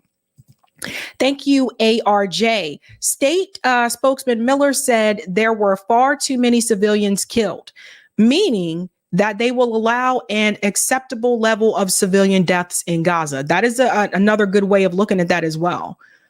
Thank you, 72 Marshflower. Interesting name. Projection is a hallmark trait of conservatism itself. Zionism is a conservative movement. Yes, thank you so much for that. And thank you for this as well. Per the projection, there's a mountain of examples. It reads like a genetic disorder. They can't help their physiology, always spot on backwards. Thank you so much for that. All right. Now we're going to get into, what's that, Notori? Sab, did you hear about the solar storm? A solar storm? I didn't hear about that. I'll have to look it up. You guys are educating me with some other things that have happened that I didn't know about. But I'll look into that. Interesting. Okay. Now we're going to go into something that's going to be a little bit more laughable. So I hope you're ready to laugh. Vivek Ramaswamy apparently now has a podcast. So he was a presidential candidate. He decided to drop out of the GOP primary and decided to put all of his support behind former presidential candidate Donald Trump. But apparently he has also started a podcast. And one of the people that he decided to interview was Ann Coulter. Now, I haven't seen Ann do any interviews in a while. I've always considered her to be more of a caricature or something. Like, I just feel like this woman is acting. Like, she never came across as like real to me. That's just the impression that I got. But this interview in particular is getting a lot of heat, ladies and gentlemen, because of some of the things that Ann Coulter said, beginning with the very beginning of the interview. And it tells you something about Vivek Ramaswamy, which I tried to warn people about when he was running for office. It tells you where he stands. Shout out to Simon Atiba, who actually captured this. Oh, man, get some popcorn for this, folks. Oh, and I agreed with many, many things you said during, in fact, probably more than most other candidates when you were running for president. But I still would not have voted for you because you're an Indian. There is a core national identity. Let's go back. This is one of the controversial remarks that Ann Coulter made. Robbie said, anthrax cult face. Damn. Damn. Okay, here we go. Oh, and I agreed with many, many things you said during, in fact, probably more than most other candidates when you were running for president. But I still would not have voted for you because you're an Indian. There. So, boy, I tell you. So she says she wouldn't have voted for Vivek Ramaswamy, not because she didn't agree with his policies or his platform, but simply because he's an Indian.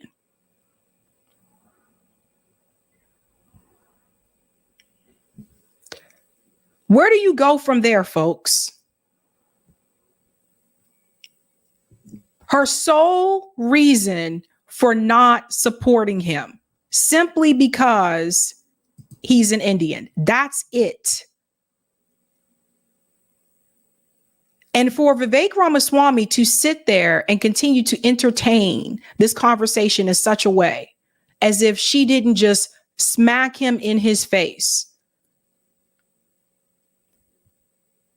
What does that tell you about Vivek Ramaswamy?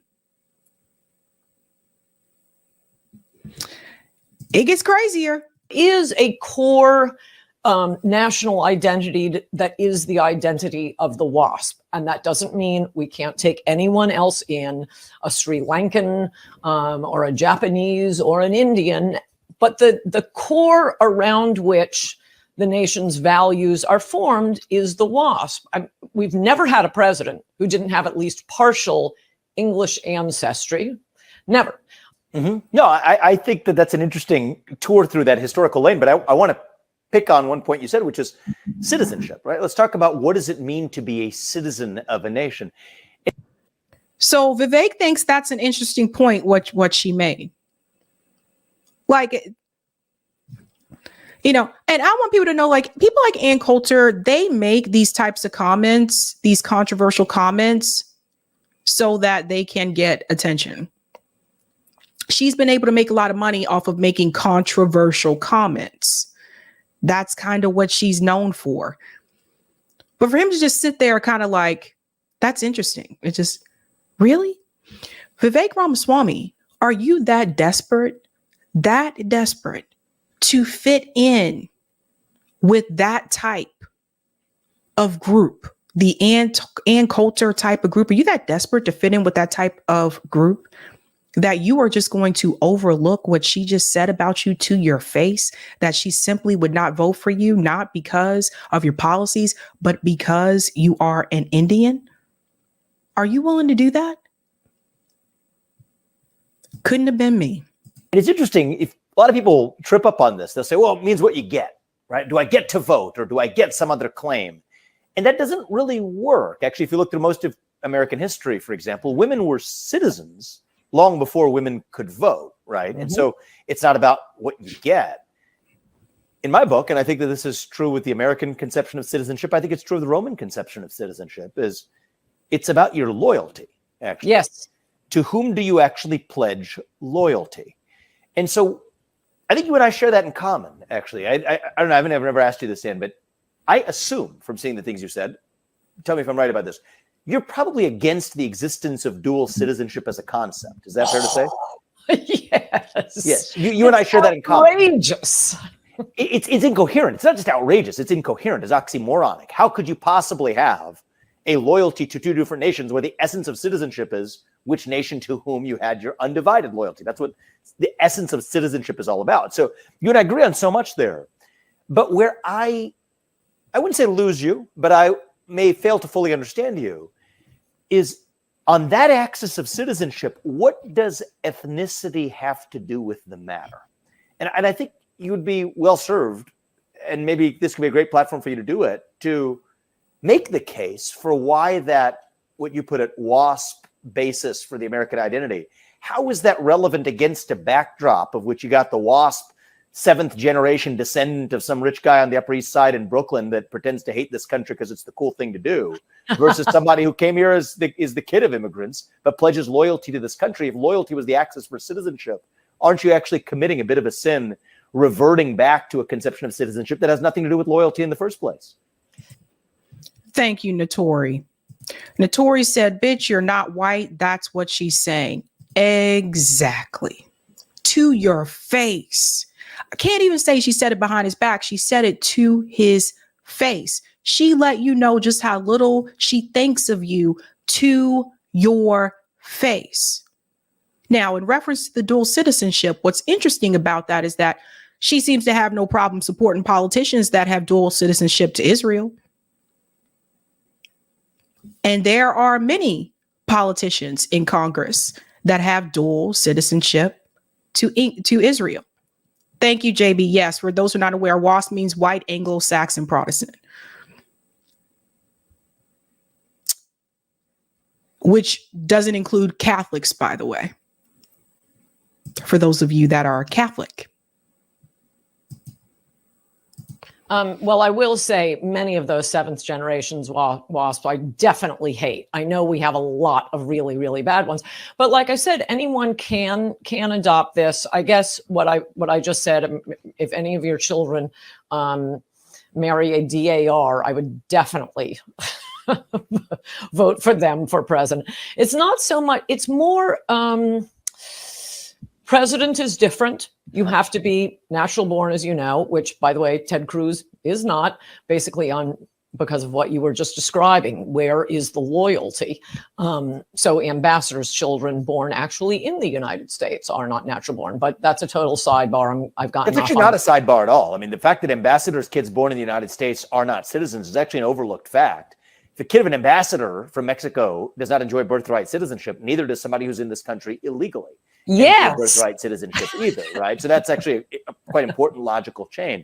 But I go back to, forget even because you get to this constitutional, legalistic, and I like that stuff, but we'll just put that to one side for a second. But the essence of American identity, I think there's a part of you that believes, I think you basically said so, that part of that identity is tied to a certain Anglo-Saxon heritage of this country, and that you're more American if you've vested into that over the course of generations that are descended from that, rather than somebody who came here with a civic commitment to the country, went through the naturalization process, and then their kids may in some real sense of the word. And the reason I respect you is that you actually have the, so to speak, the stones to be able to say it. Is so technically, then that would mean that people who are descendants of slaves in this country, according to her, would not be a part of that landscape. And what's sad about this is that Vivek Ramaswamy plays right into this. He's totally fine with what she's saying. And this is where we go back to the phrase people of color. It's not just Vivek.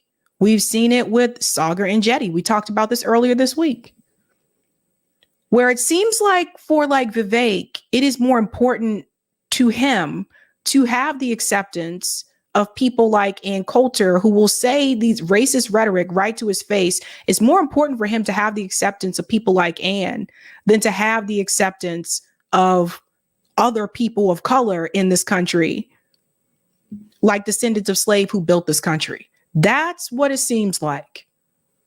That you would let her disrespect you to your face. And I'm not saying he has to scream or yell at her, but I sure as hell wouldn't have just let that slide the way that he did.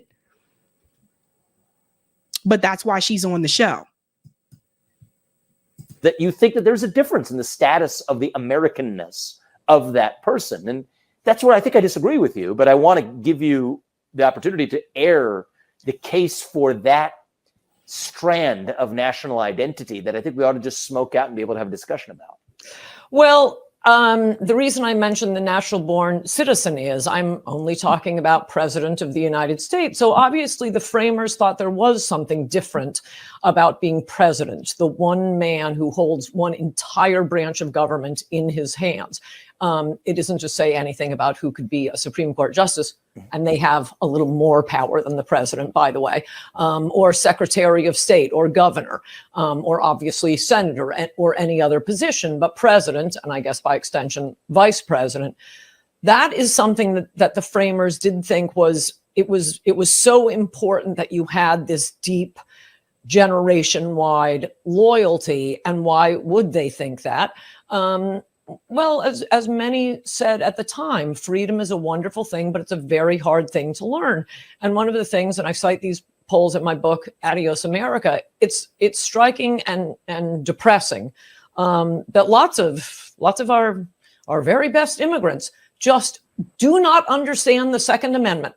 They do not get the First Amendment. And you take polls of them, should you have a right to bear arms? Should hate speech be banned? And it's noticeable that large percentages of immigrants and children of immigrants really don't get that. And I think that is the point of having natural born citizen only for president, that this is a really delicate thing we have, this freedom to bear arms and there being no such thing as hate speech.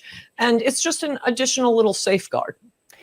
So let me just pause here for a second. First of all, I want to give a shout out to B. B said cheap ass background. I don't know what that is. I saw her background earlier and I was kind of surprised considering, she's the type of status that she's at. I mean, she makes a lot more money than I do. I was kind of surprised that was her background. B called it out. That was really interesting. But one thing I want to say here again is that Vivek was born in the United States. His parents immigrated to the US, but he was born in the United States. He grew up in Ohio. So he's not, he's a citizen. He didn't achieve citizenship later on. He was born in the United States. This is one of those questions that came up during his presidency before where people were, saying, oh, well, he wasn't born here. No, he was born here. So it's really interesting that part isn't being mentioned. Here's my question for you on that is, because the left is actually very good at using what I call proxy logic. I reject proxy logic, but the left is actually very good at this. They'll say we need diversity in a corporate institution. So we're going to select for diversity of thought, not by screening candidates for the diversity of their thoughts, but by screening them for the diversity of their skin color, which is a really curious thing. If you care about diversity of thought in a boardroom, why do you care about diversity of shades of melanin or the diversity of your X or Y chromosomes?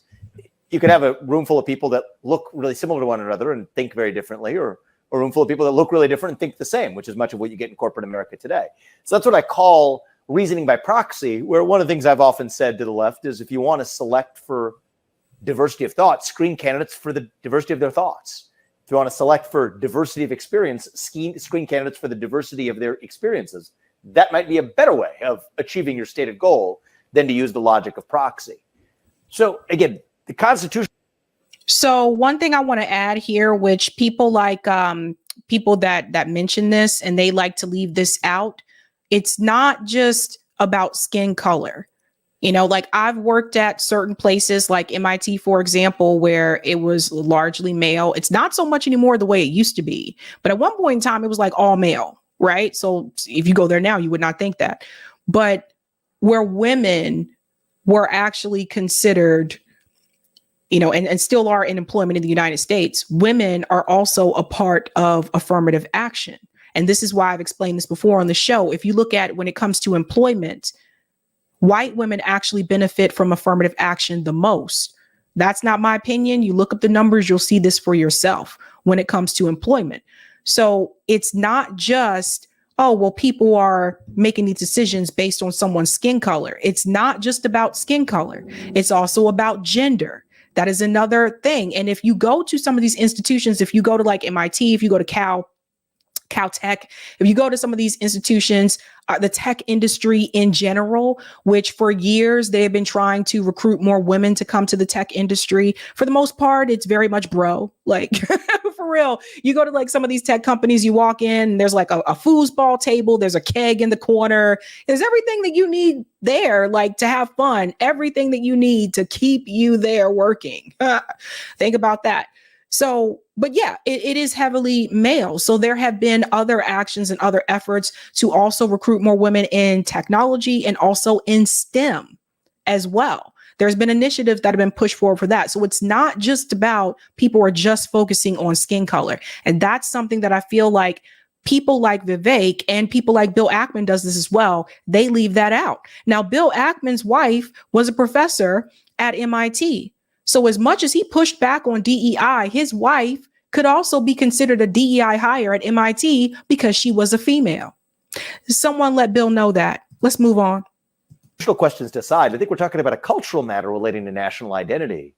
My question for you is, I worry that you may, I say this respectfully, maybe making some of the same category error that our friends on the left make to say that, yes, it is shameful that immigrants and kids of immigrants often have no idea what the heck the Bill of Rights is actually about. That the Second Amendment exists not to protect some guy who wants to go sport hunting, but it's the one amendment that puts the teeth in all of the other ones. These are basic concepts that many immigrants, first-generation Americans, and for that matter, I can say it from having gone to school with many of the waspy varieties that populate places like Harvard too, where I've gone, goes for any 6th or 7th generation American too. It's shameful, the level of civic absence of knowledge, a black hole of understanding of the history of our country.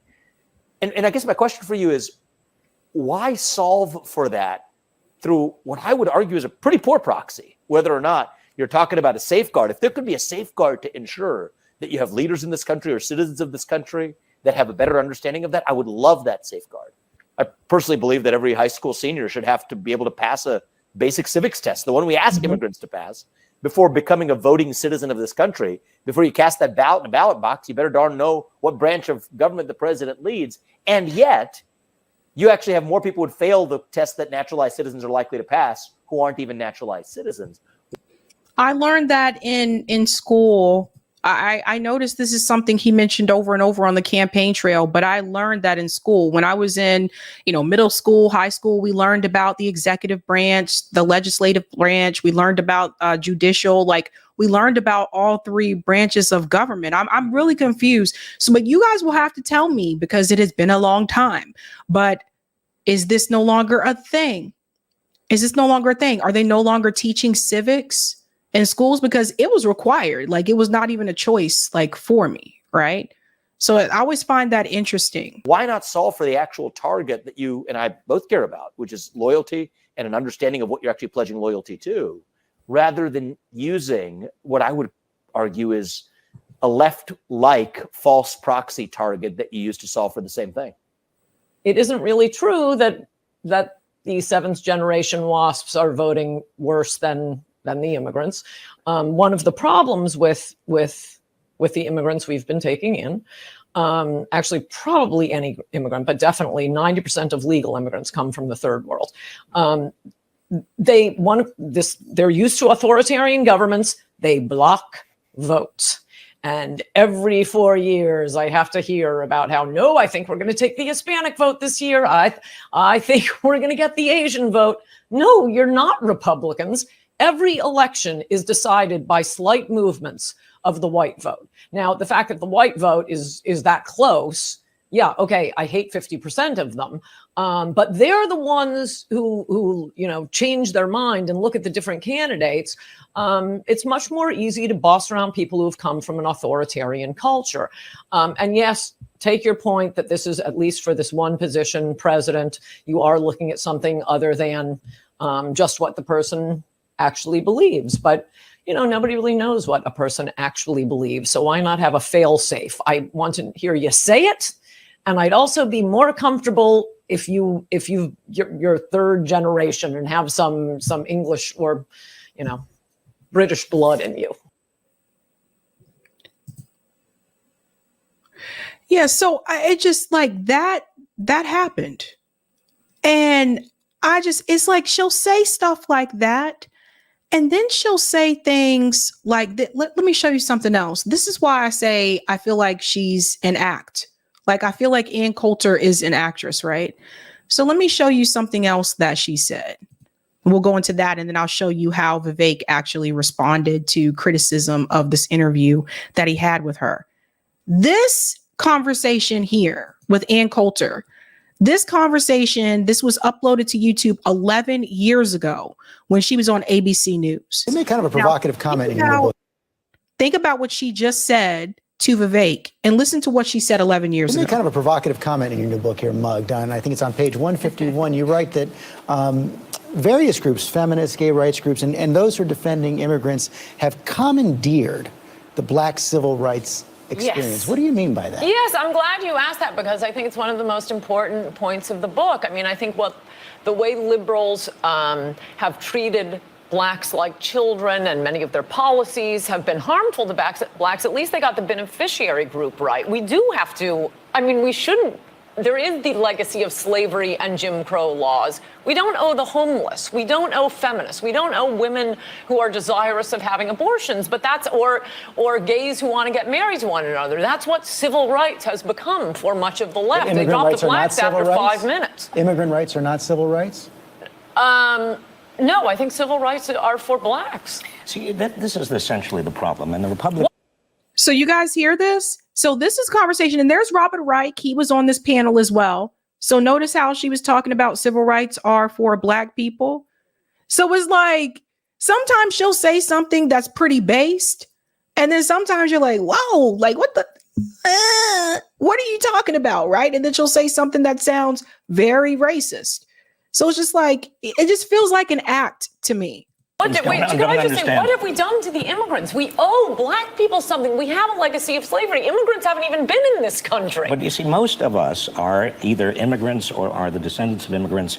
And we understand that not everybody, there are Native Americans there, but we understand in this country, that kind of self-deportation, making things so difficult for immigrants, for undocumented immigrants, that they have to leave. Or the DREAM Act, threatening to veto the DREAM Act, which is what Romney has said. I mean, and again, we have Governor Romney, who is basically taking a position that is anti a large and the fastest growing segment of the electorate. And here's the thing, if Republicans don't do something with immigration, and if Republicans are so far away from Latinos, they're going to lose not only this election, they might lose the White House for generations. The future. And Texas to turn from why the red to Democrats blue. are dropping the blacks and moving on to the They're not Hispanics dropping because the they're a blacks. larger group of Hispanics now. But could I just say to Jorge, I hate to disagree with you when you're attacking President Obama, but I think the point on immigration is you can have open borders or you can have a welfare state. You cannot have both.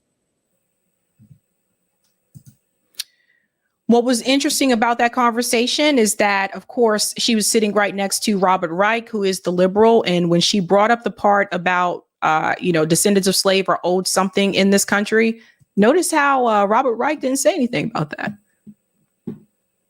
Very interesting, huh? He was, no, let's go back to focusing on immigration. He didn't say anything about what's owed to descendants of slavery. That was interesting. Vivek obviously getting a lot of criticism for this interview. He said, here's a crazy thought. I believe in having respectful conversations with people I disagree with on the left and the right. It's ironic to see this coming from Ted Lieu, who didn't say a peep about Black on Asian violence during the pandemic. Was that weakness or fear? Probably both. So you see how this is something I noticed with him, Vivek. He always want to bring up Black people. He always want to mention us. It would just be like random moments. Like, why are you bringing us up in this, man? Like, what are you talking about?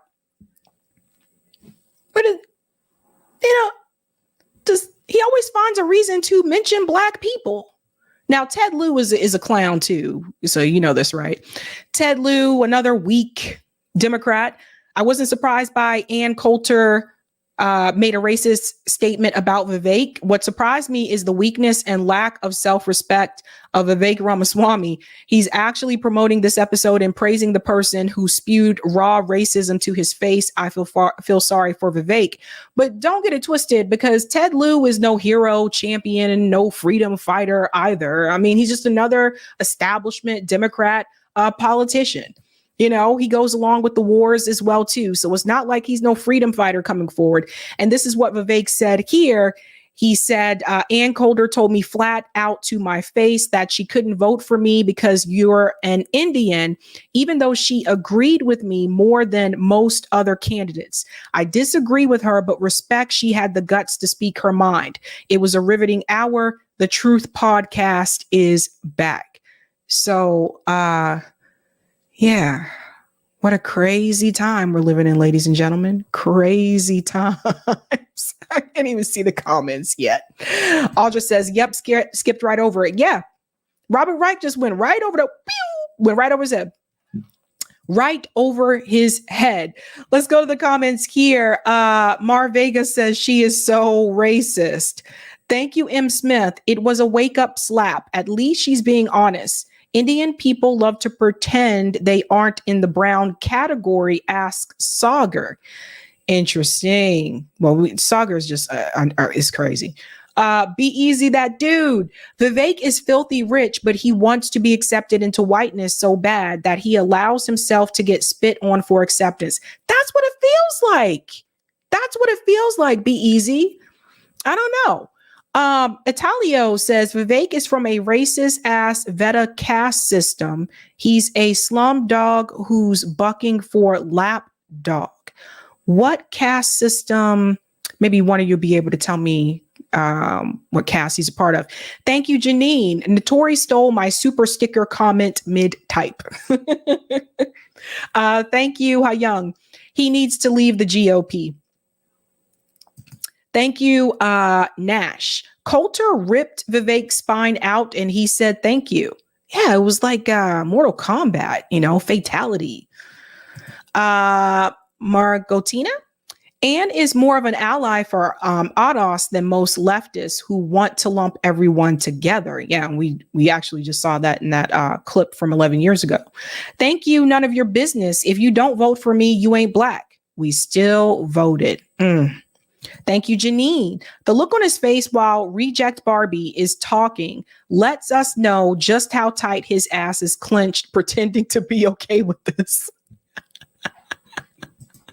Thank you, Maxa. Vivek preferred debate rather than just calling her a racist. I think he knew her statement would cause major heat.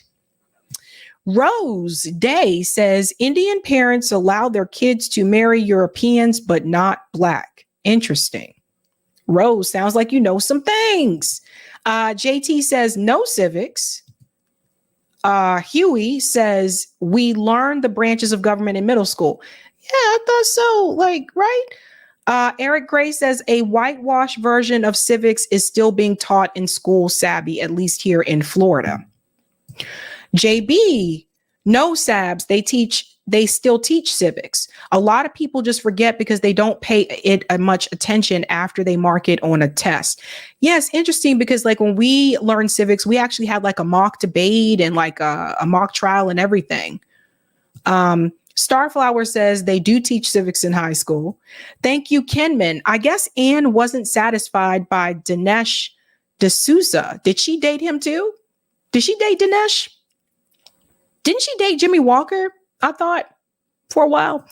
Matt Rick says she is an act 100% and that was a whole performance. Sad part is there's a real audience for this. Yeah, she doesn't seem like she's being real to me.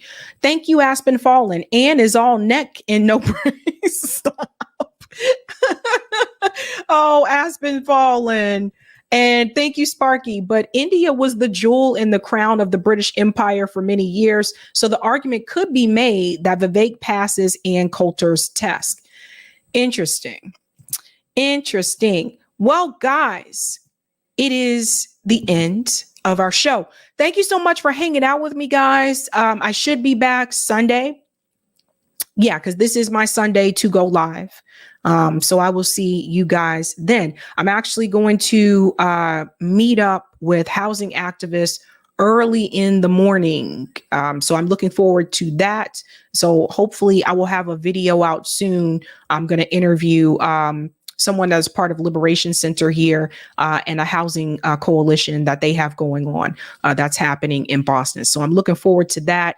And hopefully I can talk to you about or tell you other things that they're working on as well. They're also that Liberation Center in Boston. They're also pro-Palestinian activists. So they've been at a lot of rallies, I think leading some of them, to be honest. So I'm excited about that. All right, guys, that is it. Have a good night, fam. Keep up the fight.